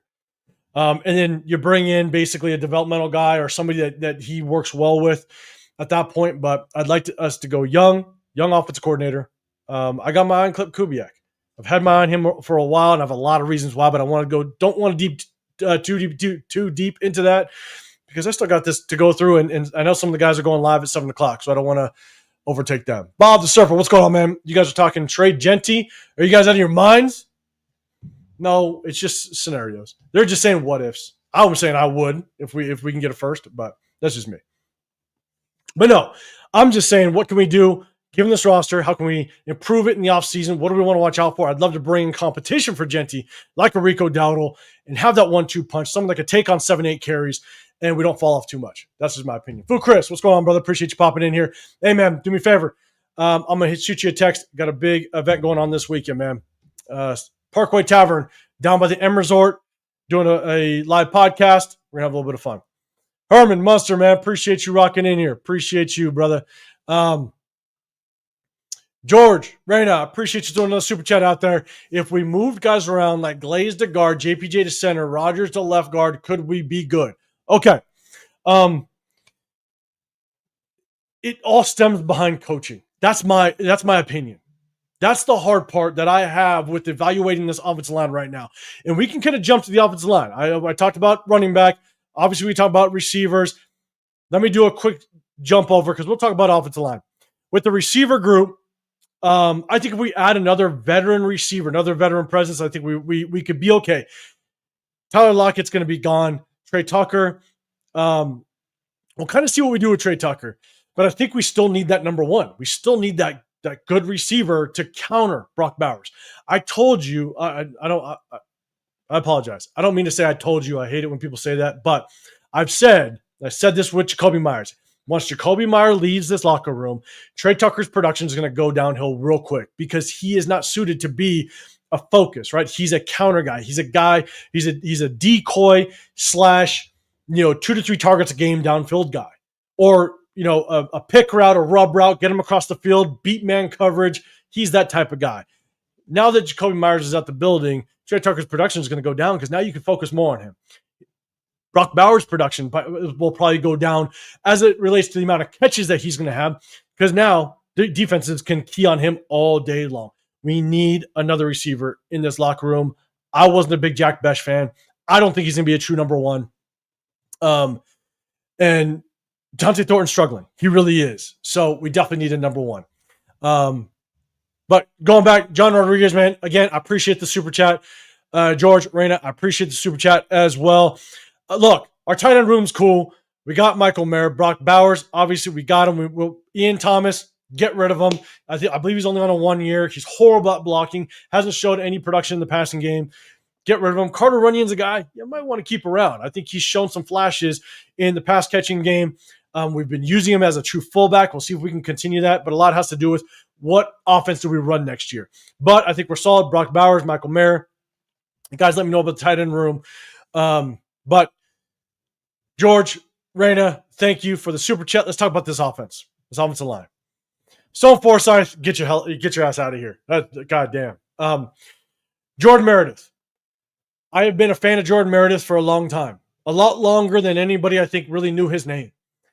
2 years ago, when he played in the preseason, I liked Jordan Meredith as a depth piece. He played, I believe it was against Cowboys. When I saw him playing preseason against the Cowboys, I thought he had very good technique. He had good eye discipline. So I wanted him to stay on just as a potential backup. And I think he shuffled between practice squad and backup. And then last year, I wanted him to be the starter. I wanted him to be the starter, and we brought in Cody Whitehair, and I thought that was the worst decision in the world. But Jordan Meredith got his chance, and he showed that he could be a good guard. Now, again, all this depends on what offensive coordinator we bring in. But God, if we bring in a good O-line coach, someone that could build these guys up, let's just say you take JPJ, put him back at center, where I think he wants to be, where I think a good offensive line coach could potentially develop him there. You put JPJ back. If you bring Jordan Meredith back, because he's only on that 1 year contract, you bring Jordan Meredith back and you coach him up and we get the same production we did last year. You got DJ Glaze. Maybe he goes to guard. I don't know. Or you coach him up and he can grow on the season that he had last year. You got Colton Miller back. You got Charles Grant that you could take 1 more year to develop him because I think he's so raw that he might need 1 more year just to fully develop. Caleb Rogers, here's the thing. You got to start Caleb Rogers. You got to start him. Antonio Mafi is horrible. Alice Kappa doesn't belong on the field. Will Putnam doesn't belong on the field. But right now, I think Alice Kappa has to be the center because Will Putnam is bad. He is horrible. But Alice Kappa, because of just what we have, I think Jordan Meredith goes back to center. I hate doing that. And you put Caleb Rogers at guard and you rock out the rest of the season. Alice Kappa shouldn't see the field. Jordan Meredith go to center. Caleb Rogers go to guard. Now, let me know if you guys agree or disagree. Here's my thing. Depending on how we shuffle up this offensive line, if we get a good offensive line coach, we could be 1, maybe 2 offensive linemen away of improving this offensive line without question. I mean, Colton Miller could be good. If DJ Glaze goes back to his last year performance in playing, then he's serviceable. If Jordan Meredith can go back to guard, if JPJ can go to center, Dylan Parham gone. If Caleb Rogers can grow into a decent guard, great. But if not, draft one or get someone in free agency. Last year, I wanted Mekhi Becton. I wanted us to prioritize the offensive guard position in free agency, and we didn't do it. We got Alex Kappa. Get the best free agent offensive lineman you can that fits your system. Overpay for him at this point. I really don't care. Get the best one you can find. And at this point, if you bring in a good offensive line coach, then I think we got something we can work with. Now Genty can have more success. Now we can have a quarterback that can have a little more time in the pocket, not be afraid that he's going to get sacked after a second and a half sitting in the pocket. I think that the way you can turn this team around fairly quickly and get to that 6-7 win that I'd like to see, if we only win 2 games this year, to get 6-7 wins, you could be 1, possibly 2 offensive linemen away of turning around this offense just a little bit, in my opinion. So I don't think we're that far off to seeing some decent improvement. Guys, agree, let me know if you agree or disagree. I'm going to get to some of the comments. What up, Raider Travis? But Greg Reyna, thank you very much for the super chat. Appreciate all the super chats so far, man.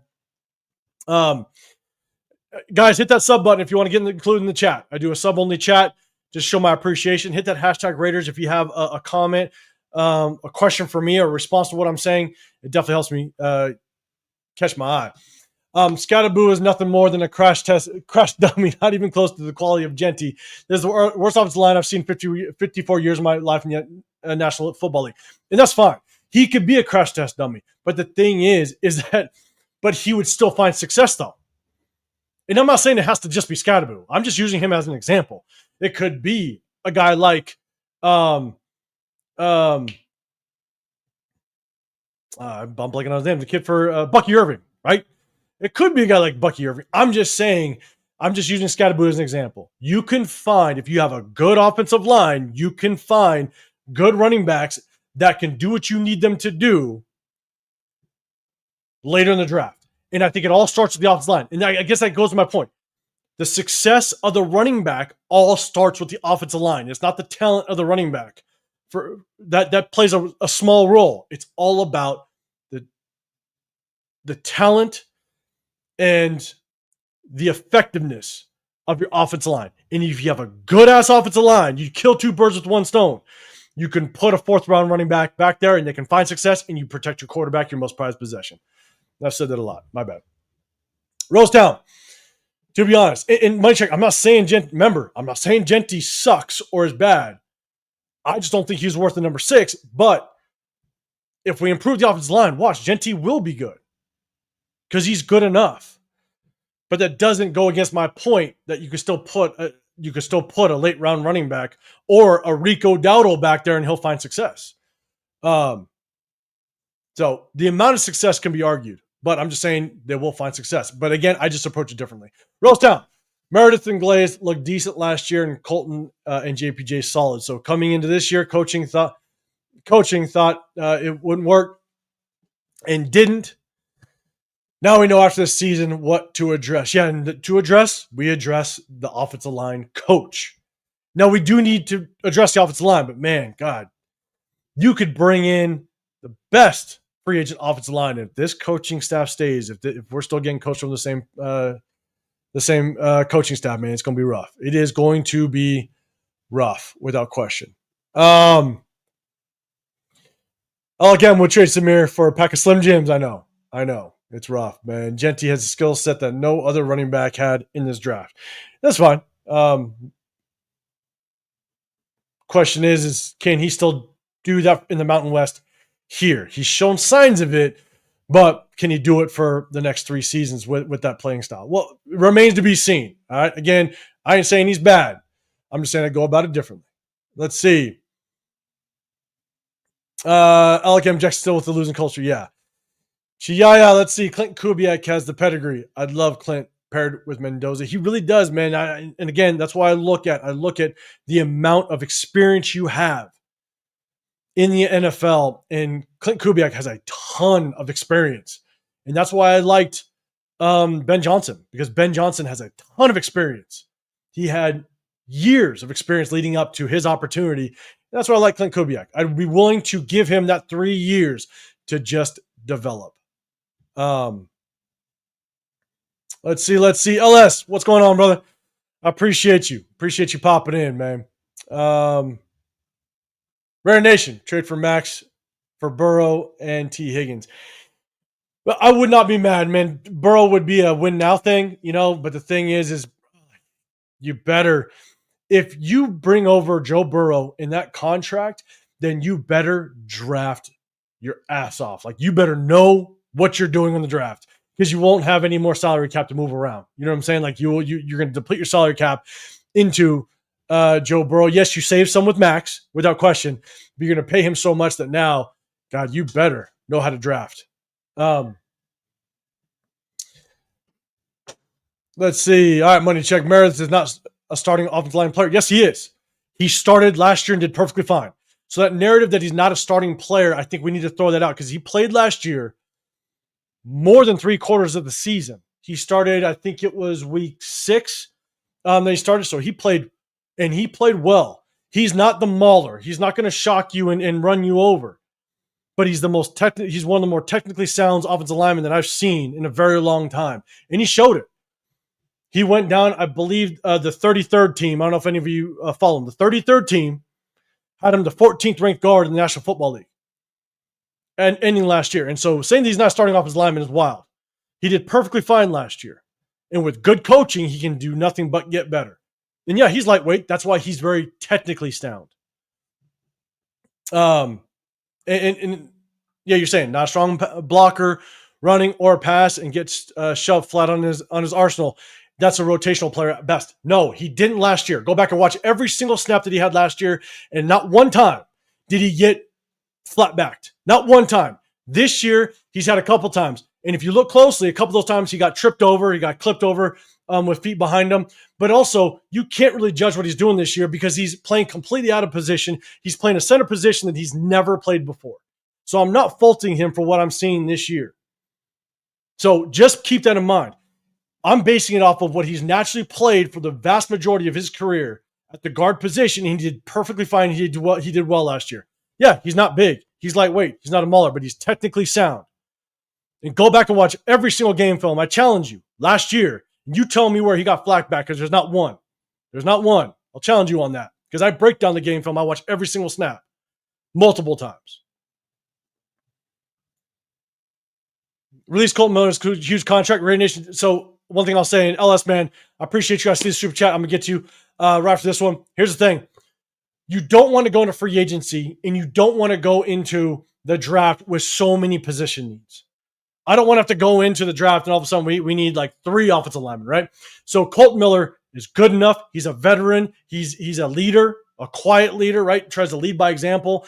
So I'm perfectly fine with rocking with him because of his contract. We extended him. That's fine.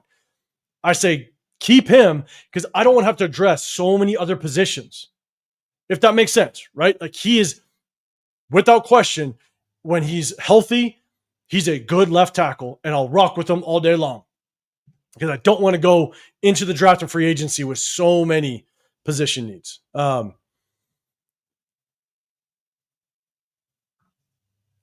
Alacam, we're going to go over to the defensive side here in just a second.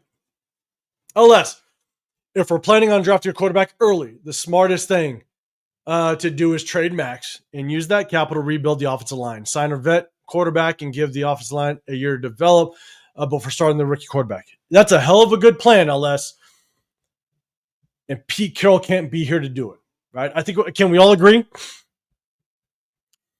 If we hit that reset button and we truly tried to build the right way, I think you trade Max before you even do the quarter. Like, if you can start the coaching talks, but you better have some sort of like handshake agreement or something brewing that you feel 95 to 99% on. Let's just give a scenario. If Clint Kubiak was willing to come here, that's when I would be okay with trading Max and compile draft capital.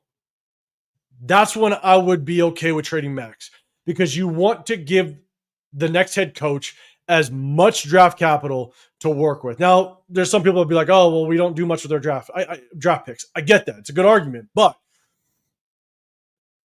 we are not the most attractive and enticing place to go to at all. We are an absolute mess as an organization, and we need to entice the best coaching candidate to come here. I think Clint Kubiak is going to be a top coaching candidate if he makes himself eligible. Joe Brady's out there. There's a couple others, yes. But you need to make this the most enticing position. And right now, the only way to do it is you have multiple. If you trade Max, you're going to get first rounders, right? So maybe you trade Max for a first rounder, maybe 2 first rounders, maybe one this year and one next year, right? Or maybe a first rounder this year, a second rounder this year, and a second rounder next year. I don't know. I'd like 2 first rounders, but I think the only way you do that is if you get one this year and next year. But if you do that, that would make this position very attractive, because the thing is that the top head coaching vacancies next year will already have their quarterbacks. The Titans already have Cam Miller. The Giants already have Jackson Dart. So those 2 organizations have first-round draft picks this year, which means now they got a quarterback and they have a first-round pick to continue to build around them. And so you have to make this the most enticing position possible, because we are probably the most least attractive organization to go to for a top head coaching candidate. If you don't make it enticing, we're going to get, I don't know, the 4th, 5th best coach. Look at all the head coaching vacancies last year. I think there was like 6 head coaching vacancies last year. We were the 7th. All the top head coaching candidates went elsewhere. All of them went to every other organization, and we were stuck with Pete Carroll. Nobody wanted Pete Carroll, and nobody wanted us. So that was a match made in heaven, that we were basically 2 of the most unwanted. And that's what we're stuck with. And so if you want a good head coach, a good prospect, I think it is you move on from Max, and you compile draft picks, and you make it the most enticing position. And that's if you got the number 2 overall pick. I think the Titans are going to keep number 1. That's if you have the number 2 overall pick. And that's why, you know what? Time to lose. Time to lose and get that draft pick. That's all I got to say.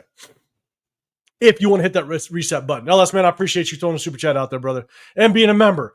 I do have memberships. If you guys want to be included in that, it's just a way to support the channel. I definitely appreciate it. But yes, thank you for the super chat. John Rodriguez, you got the super chat as well. These contracts need to be incentive-laden contracts, or you'll have another Geno. They do need to be incentive-based, but at the same time, remember, we're a very, very bad organization. If you want to bring in some free agents and make it more incentive-based, that means that you're going to be going after kind of some veterans, some wash-ups that, like a Devin White or a Landon Roberts, right? If you're going to try to make it more incentive-based, you also need to figure out, how do I get these free agents here? And the one thing that I will tell you is we no longer have a home field. Allegiant is our home stadium, but these players know that if you've played against us and you go into Allegiant Stadium, it's a home game for you. If you're an away team going to Allegiant Stadium, it's a home game. So if you go and play for the Raiders, you know you'll never play in front of a home crowd again. You won't, unless we become very good. And so these players have what is enticing them to come here? And if you make the contract more incentive based, and we're a bad organization, you're not going to get some top 10 free agents, in my opinion. So I think what's going to happen is, if you want to be more incentive based, you're going to have to go after those Devin Whites, the Atlanta Roberts, the Alex Kappas, the guys that are going to be willing to take a more incentive based contract. So I'm with you. It'd be nice to do it that way. I just don't know how enticing it would be to get some good names over here. So, but man, John, I appreciate you throwing a super chat out there as well. Red Rob, I'd go guard in the second round. Kind of weak class. O class in my coming up. I think the year after is the one to do that. Again, I'm going to be doing more research, man, but I definitely think we, without question, need to build through the drop up, build this offensive line though. And I'm a big trade back guy, and man, if there's a good guard in this draft, maybe that's where you pull that trigger. Jonathan Studios, appreciate you, man. Tyler Linderbaum, number 2 free agent, a 24-year-old center who's a 2-time Pro Bowler. Average salary is 17-18 mil. Offer him 20 mil a year. Here, he doesn't pay state taxes in half his games. I know. That is an incentive to come here. Look, if the plan is to keep JPJ, then yes, I would overpay for offensive linemen at this point. If I'm going to overpay in one position, it's offensive line. That's where I would overpay because we need it. We need it. And I'd be willing to do that. And money check, this is, to help your guy out. I'd be willing to do it. One, obviously kills 2 birds with 1 stone. Protect your quarterback, but you're saving money. We drafted a running back early, so you're not going to spend money in for a running back. He's going to be on a rookie contract. And so you want to give your number 6 overall pick as much resources to find success. And so I'd be okay. Overpay for the offensive line at this point. Be as attractive of a location as possible in a landing point, in a landing spot for some of these top tier free agent offensive linemen. I'd be okay with overpaying. Overpay them and you save half your games on state taxes. It's a win-win. Let's see. Rocky in the building. What's going on, brother? I appreciate you. 808 Raider, bring back the fullback position like the 90s. Dr. Dre still slams. Dr. Dre does slam. Dr. Dre is always included in that playlist. Both chronics. And LS agrees with you. Again, I think it just depends on what offense coordinator comes over here. I think Clint Kubiak does a good job. I believe he uses the fullback over there at times. And so you bring in a quarterback, yeah. Or I'm sorry, an offense coordinator be more run heavy. I think you can do it. I do think that this offensive line, if you shore up the offensive line, I think that would help really any system. So would I be opposed to bringing a fullback? No, I wouldn't be opposed to it at all. And you might see it because if we do bring Clint Kubiak, he coached he was the passing game coordinator for Kyle Shanahan. You know what I'm saying? And so Kyle Shanahan uses use check over there. He does a good job. So you might see a fullback without question. Alec Ingold, I liked him. Marcel Reese. We had some good fullbacks over here. Alec Ingold, Marcel Reese, man. 2 of the good ones. Money Chuck, you said, I watched every game last year and this year. Meredith was not good last year. Then you're watching the wrong one, man. Honestly, Meredith was good last year. I don't know what game you're watching, but he was good. And it's not just me saying it. And the game film says it, as well as every analyst out there also says it. And now it differs on how good he was. But he's good enough to be a starting offensive guard in the National Football League. There's 64 starting offensive guards. He's good enough to be a starter in the National Football League without question. And again, you say you watch every game. That's fine. I watch every game, and I've trusted my eyes of a combined 38 years of watching and studying game film. He's a good offensive guard in the National Football League. He is. And I'm not judging this year because we have a bad offensive line coach and we're shuffling him around. So don't just take my word for it. Every analyst out there was actually surprised on how well he did. I was surprised. I knew he'd be good because I saw him in preseason, but he's good enough to be a starting offensive guard in the National Football League. Quirk, what's going on, brother? Appreciate you. Let's see. I think you said we trade Max. We don't win in 5 years. We'll see. And again, the situation has to be right in order to even consider it. That's all I'm saying. LS, for a limited time only, 805 is giving out free candy with every membership. I know, right? I know. Free candy, or it's going to go bad in the pantry because we don't score many touchdowns, and my kids get candy every time the Raiders score a touchdown. It's rough. It's rough. Bob, the surfer, you in the bill. First is trade Genty. It's not trade Genty. You guys got to keep up. It's not trade Genty. The question was, would I trade Genty? I would. I'm not saying do it. I would for first round. It's just because I look at it differently. Now it's trade Crosby. I can't believe what I'm reading. Okay, you're reading the chat. I got you. I'm just saying I would consider it if the situation was right. JD's Raiders, what's going on, man? Spend big on trenches, receiver room, and free agency and quarterback draft. Wouldn't mind it. We definitely got to spend big. Money Chuck, Meredith ranks as the 17th overall center this year. Watch him. Would you agree? I haven't seen the other centers. I don't know. Do I think he should be ranked 17th? I don't think so. Not based on the play that I see so far, but I haven't seen the other centers. So, but I'm telling you, I trust my eyes.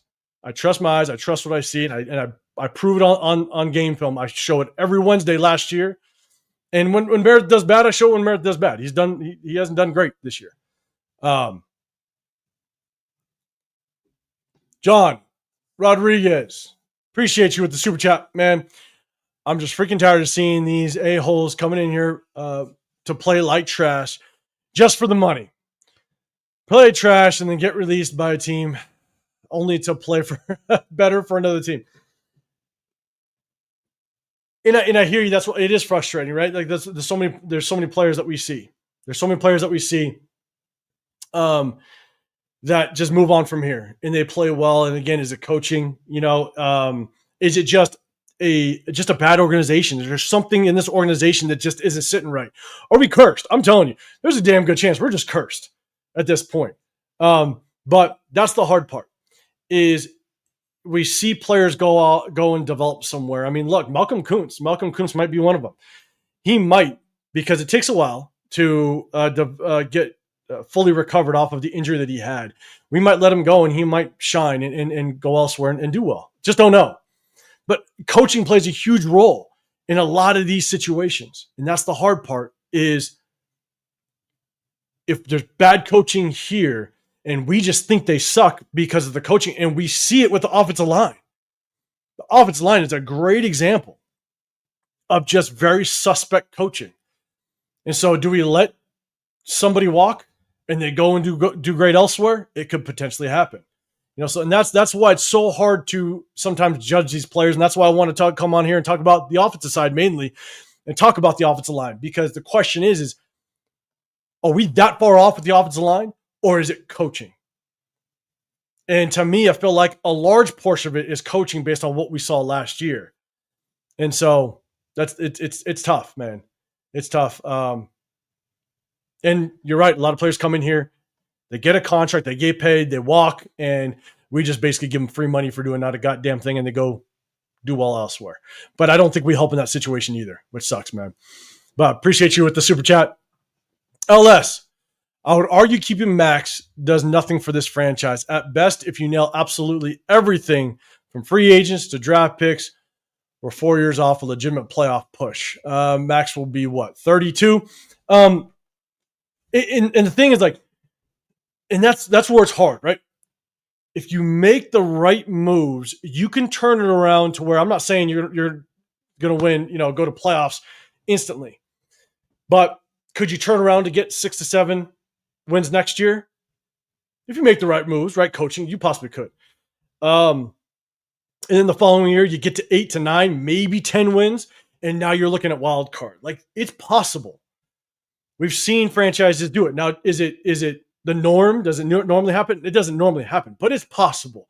And I'm telling you, with some of the people that even not even the guys that I wanted, even if we would have went a different route with some of the everybody in the chat.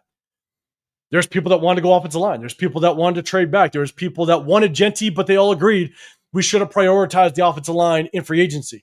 If we drafted Genty, you could put this scenario out there.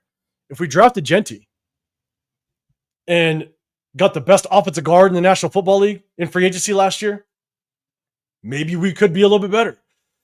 Maybe we didn't get Geno and got Sam Darnold, and maybe that helped out. You know what I'm saying? It's tough. I would hope that we're not 4 years away from making the playoffs. I hope that we could make some good moves in free agency in the draft and develop these guys, and maybe we can sniff the playoffs by year 2 if we kind of hit the reset button. But I'm with you. Max will only help us if we make a playoff push. And we're not going to, there's a good chance, I'm never going to say we're not, because I don't know, I can't tell the future. But there's a really good chance we don't make the playoff push if we keep Pete Carroll next year. It's just nothing tells me, with all the chaos and just dysfunction that has been this team, I just don't see us making playoffs with Pete Carroll. So if we hit the reset button, I think we have to retain a bunch of draft capital to get the best possible head coach in the building and start the process right.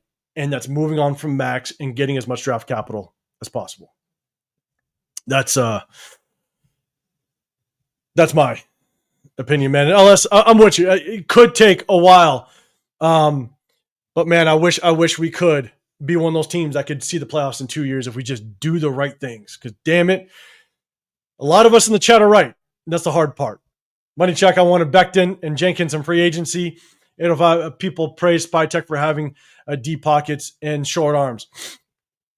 And that's the thing is, in Ellis, man, I appreciate you being a member. I appreciate those super chats. I think there might be, there's 2 more down there. John Rodriguez, I'm going to get to yours in just 1 second, man. I appreciate you. I wanted Becton Jenkins. I wanted Becton and God damn, the kid from Kansas City, but they ended up franchise tagging him. You know, like if we would have done that and then got Genty, I wouldn't have been that mad. You know, I still would have went Genty. I wouldn't have been that mad because you address the O-line. You're given the right resources for a number 6 overall pick, running back to run behind. Then I wouldn't have been mad. But I do think John Spytek, you're right. Deep pockets, short arms. That is his fault. But I think he was in pure rebuild mode where Pete Carroll was on a completely different page. And that's something I said a couple months ago that I was like, man, the moves that SpyTek made versus Pete Carroll looks like they're in completely 2 different directions. And that's 100% what it looks like. So it's tough. Oh man. Chihaya, John Ritchie. John Ritchie was a bad man without question. Darth Maul, Meredith 6'2", too small. He is small. I'm not going to deny, but gets the job done. And he did last year. And I'm going to stand on that. And you guys got my social media. It's _805 Raider. _805 Raider. Instagram, all that. Show me videos last year of Jordan Meredith getting his ass handed to you. That's what I want to see. Because then you could tell me I missed something. What up, my two? What's going on, brother? LS, I don't like Meredith, but he was average at worst. Average at worst last season. Again, to me, disagree. I think he was one of the better guards in the National Football League. To have, at least. Again, not saying he's the best, but definitely good enough to start. And I wouldn't worry much about him at all. Why are you analysts praising Meredith? You can't be serious. Okay, then Money Chuck, prove it to me. Prove it to me. You got my social. Prove it to me. Because I challenge you to find where he got his ass handed to him so much last year that he's that bad. Let's see. Ray Nation, you're saying Zach Robinson with the Rams. Okay, that's definitely a name that's going out there. Tiang, how can we fit the online next year? We kind of rocking through that a little bit. And so I think what I'm going to do is I'm going to get to the offense. I might do another live. We'll talk about defense. Because, again, guys, as you can tell, I can talk a lot. I appreciate everybody that's been rocking with me. I know a couple guys, they're also going live right now, so I want to give them their respect. They go live more often than I do, at least on a solo. They got their shows. I don't want to cross them over. But I definitely appreciate all you guys rocking. But let me do this. Ellis, in fairness, the Pats have way more pieces than us. They do. without question. Right, Mike Rain. We were used when Al traded Gruden. I know that kind of probably started it. And Bob the Surfer, you're saying cursed team owner. Yeah. LS, there's probably 15 players on the Patriots that would start for us tomorrow. There's less than 5 players on this team that start for the Patriots. Yeah, and they took some of our goddamn players, which I wanted Caleb on Chase on because I would draft starting around the 4th round. I wanted to draft an edge rusher last year because I knew that if Malcolm Kuntz, even though I liked bringing him back, I knew that if he struggled to fully recover off that injury, I always prioritized trying to get an edge rusher in the draft. But I wanted us to bring back Caleb on Chase on. Now, I think he left because he wasn't going to get the starting position, so he left to be a starter. And that's fine. But I wanted to keep Caleb on Chase on, unfortunately. But unfortunately, he left. John Rodriguez with the super chat, man. I appreciate you. I'd love to get Tomlin if he's let go. Here's my opinion on Tomlin. Tomlin would probably be maybe 3rd or 4th on the list of coaches that I would bring in. I think the thing about Tomlin is that I think a change of scenery would be nice. I think the reason why Tomlin is struggling a little bit, again, never has had a losing season with the Steelers, which is impressive in itself. But I think what Tomlin needs probably is a change of scenery. And the reason being is because I think the last 3 years or so, he's been under pressure to take that next step. Just having a winning record isn't good enough anymore, even with the injuries and stuff that he's had. And I think that, bringing in Aaron Rodgers is like a desperate move to make it to a Super Bowl, to prove that he's still that winning guy. If you let Tomlin come over here and start from scratch, clean slate, where he doesn't have that pressure of you need to win now you're building something, I'd be good with it. On the flip side, the only other part what's tough is now you're doing what we kind of did this year, which I struggled with was, what's tough is you got a veteran head coach, a potential probably a Hall of Fame head coach in Pete Carroll with a first-year GM. I'm going to go back up to the big screen. Sorry, guys. You got a first-year GM that's learning the ropes with a Hall of Fame coach that's set in his ways. That's like, look, you don't think it's supposed to be that way? Well, this is how you're supposed to do it.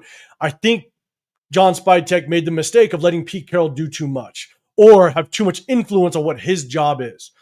And so I fear that could be a Tomlin thing too.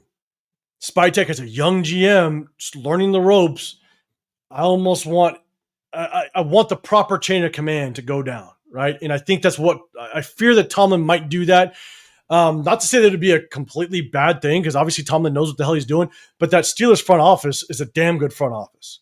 They know what the hell they're doing. You know that it's run properly.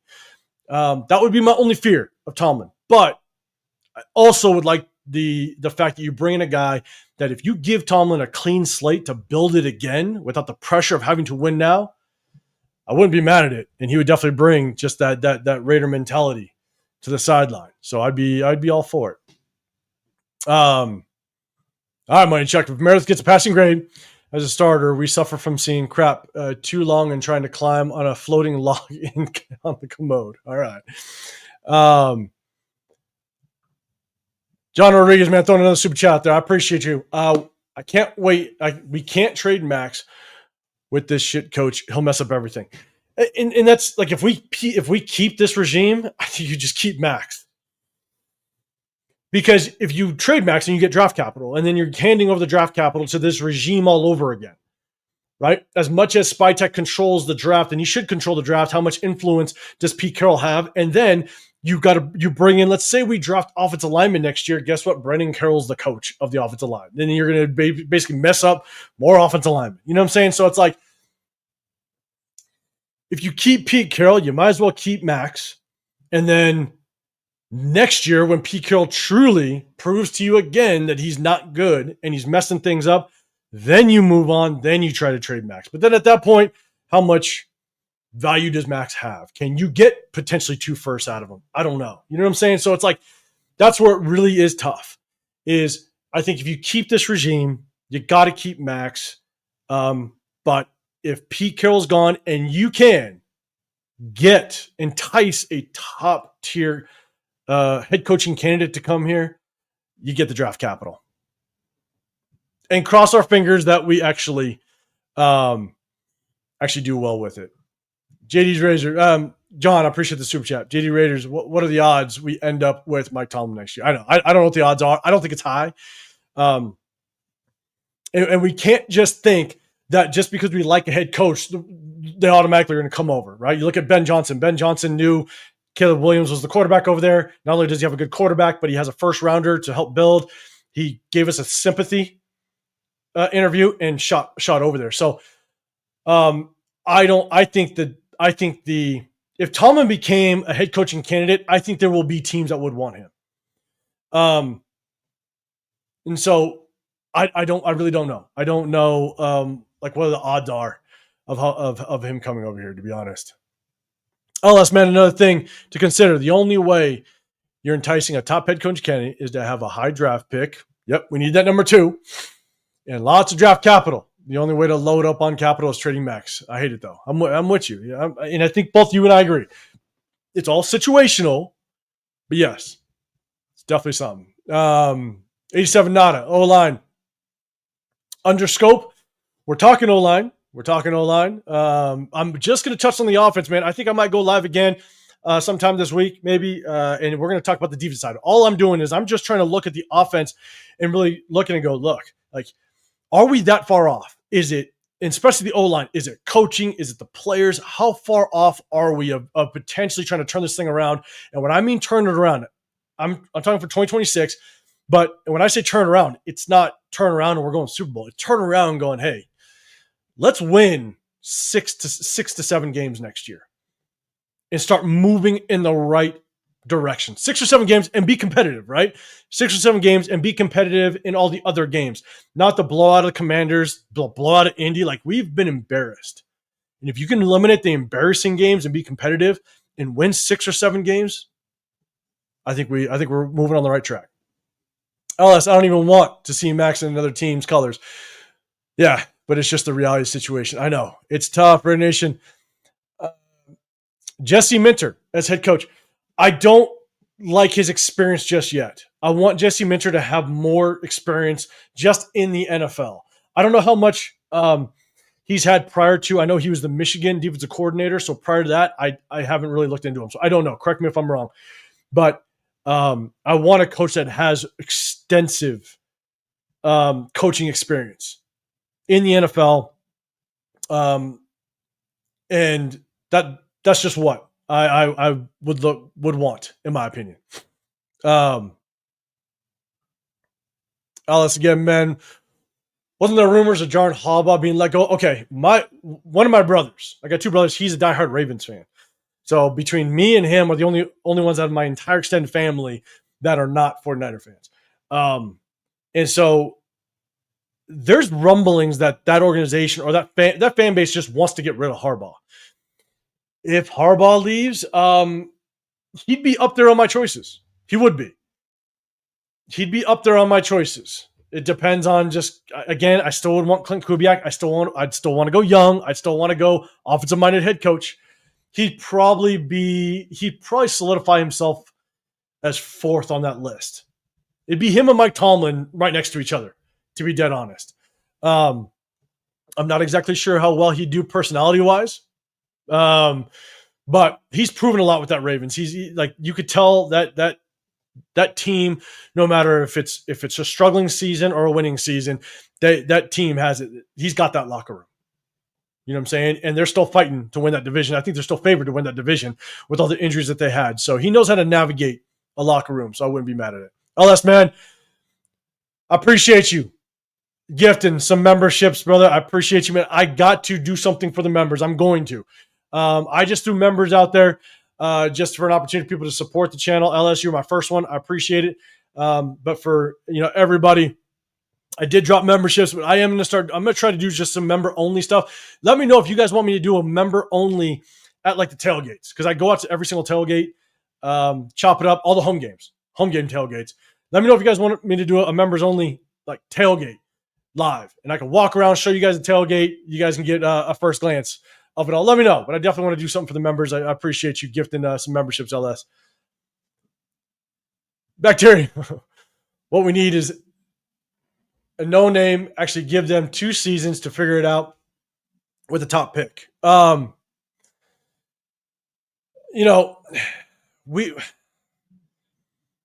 We need to build. You know what I'm saying? And I think that's kind of what you're getting at a little bit. You know what I'm saying? Give them 2 seasons to figure out. We need to build. This is why I think the nation needs a top tier head coaching candidate, and we need to give them 3 years. We need to give them 3 years. And if we could do that, I think we have a chance at just possibly trusting the process. I hope. Let's see. John, I see yours down there. I'm going to get to yours as well. LS, the issue with any hotshot coach or experienced coach is that they're always going to come in and think they run the show because Mark refuses to set a chain of command. Yeah, you could.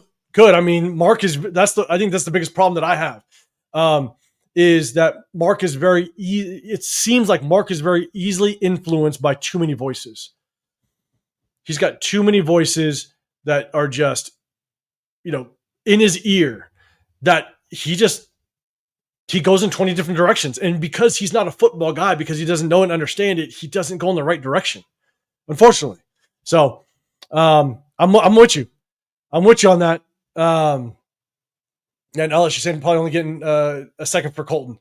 Hey, I want to keep Colton around for right now. That's just what I'm thinking. John Rodriguez, man, I appreciate you throwing another super chat out there. I trust certain coaches to rebuild this team correctly. Tomlin is definitely one of them. Who could you trust to rebuild this team? I think it is the veteran guys. So there's one guy. And shout out to everybody in the building. I appreciate you. There is one guy, and he's probably third on my list because I prefer an offensive-minded head coach. I know Matt LaFleur's name is thrown out there. Wouldn't be mad. Young offensive-minded head coach under the McVay tree. I'm just not a big fan. Between him and Joe Brady, I'm just not a big fan of their total experience. That's why I lean Clint Kubiak because of his experience, and he did coach under Kyle Shanahan, so he's got that experience as well. And you see what he's doing as the actual offensive coordinator with Seattle. And Sam Darnold. Here's my thing. Is the other coach, if we went defensive-minded, young coach that I think has plenty of experience in the NFL, Brian Flores. Brian Flores is a guy that I wouldn't mind building around.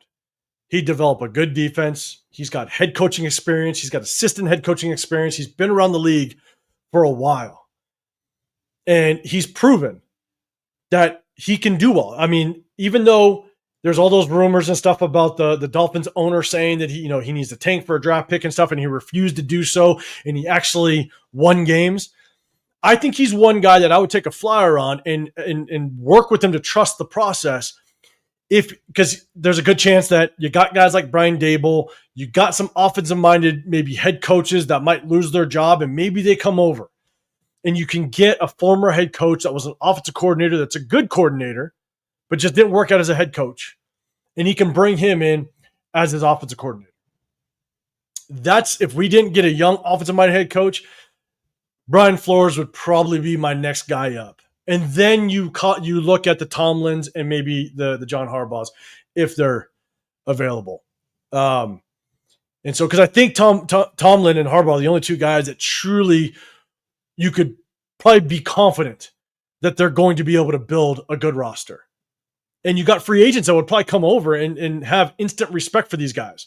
So no longer are you having to pay them an exorbitant amount of money just to entice them to come over to this crazy reality TV organization. You now just establish yourself with just some respect. So, but again, you bring those guys in with a second year GM, I would hope that it would work out. Again, that's just my opinion. So I appreciate you with the super chat again, brother.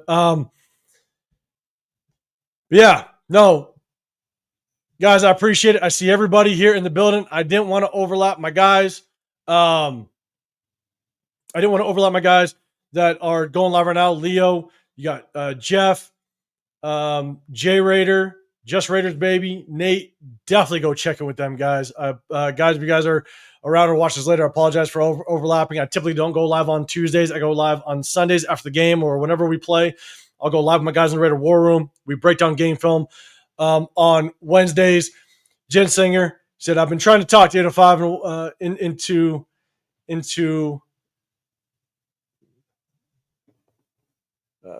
the I think filming the tailgate thing for a minute. Okay. Yes. But I'm not good at doing like the interview stuff. That's just not what I'm good at. I would do it for, the members. I do it for you guys, just to go on and literally it would just be filming the tailgate. Obviously I'd talk to it a little bit, but yeah, the whole interview thing, I'm rough with that. I'll be real.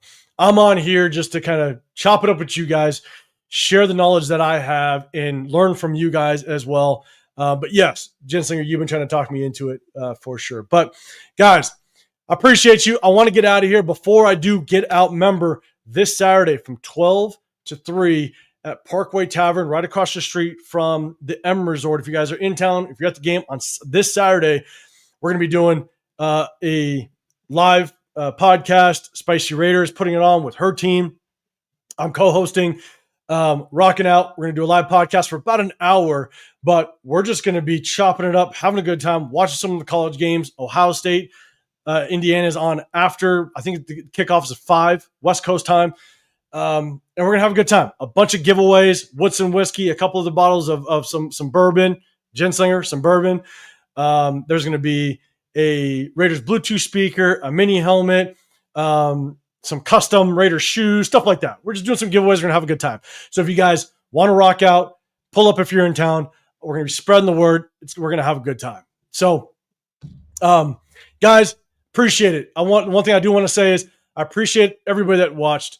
I appreciate all you guys that did the back and forth. I appreciate all the super chats. I appreciate my members. I appreciate the subscribers.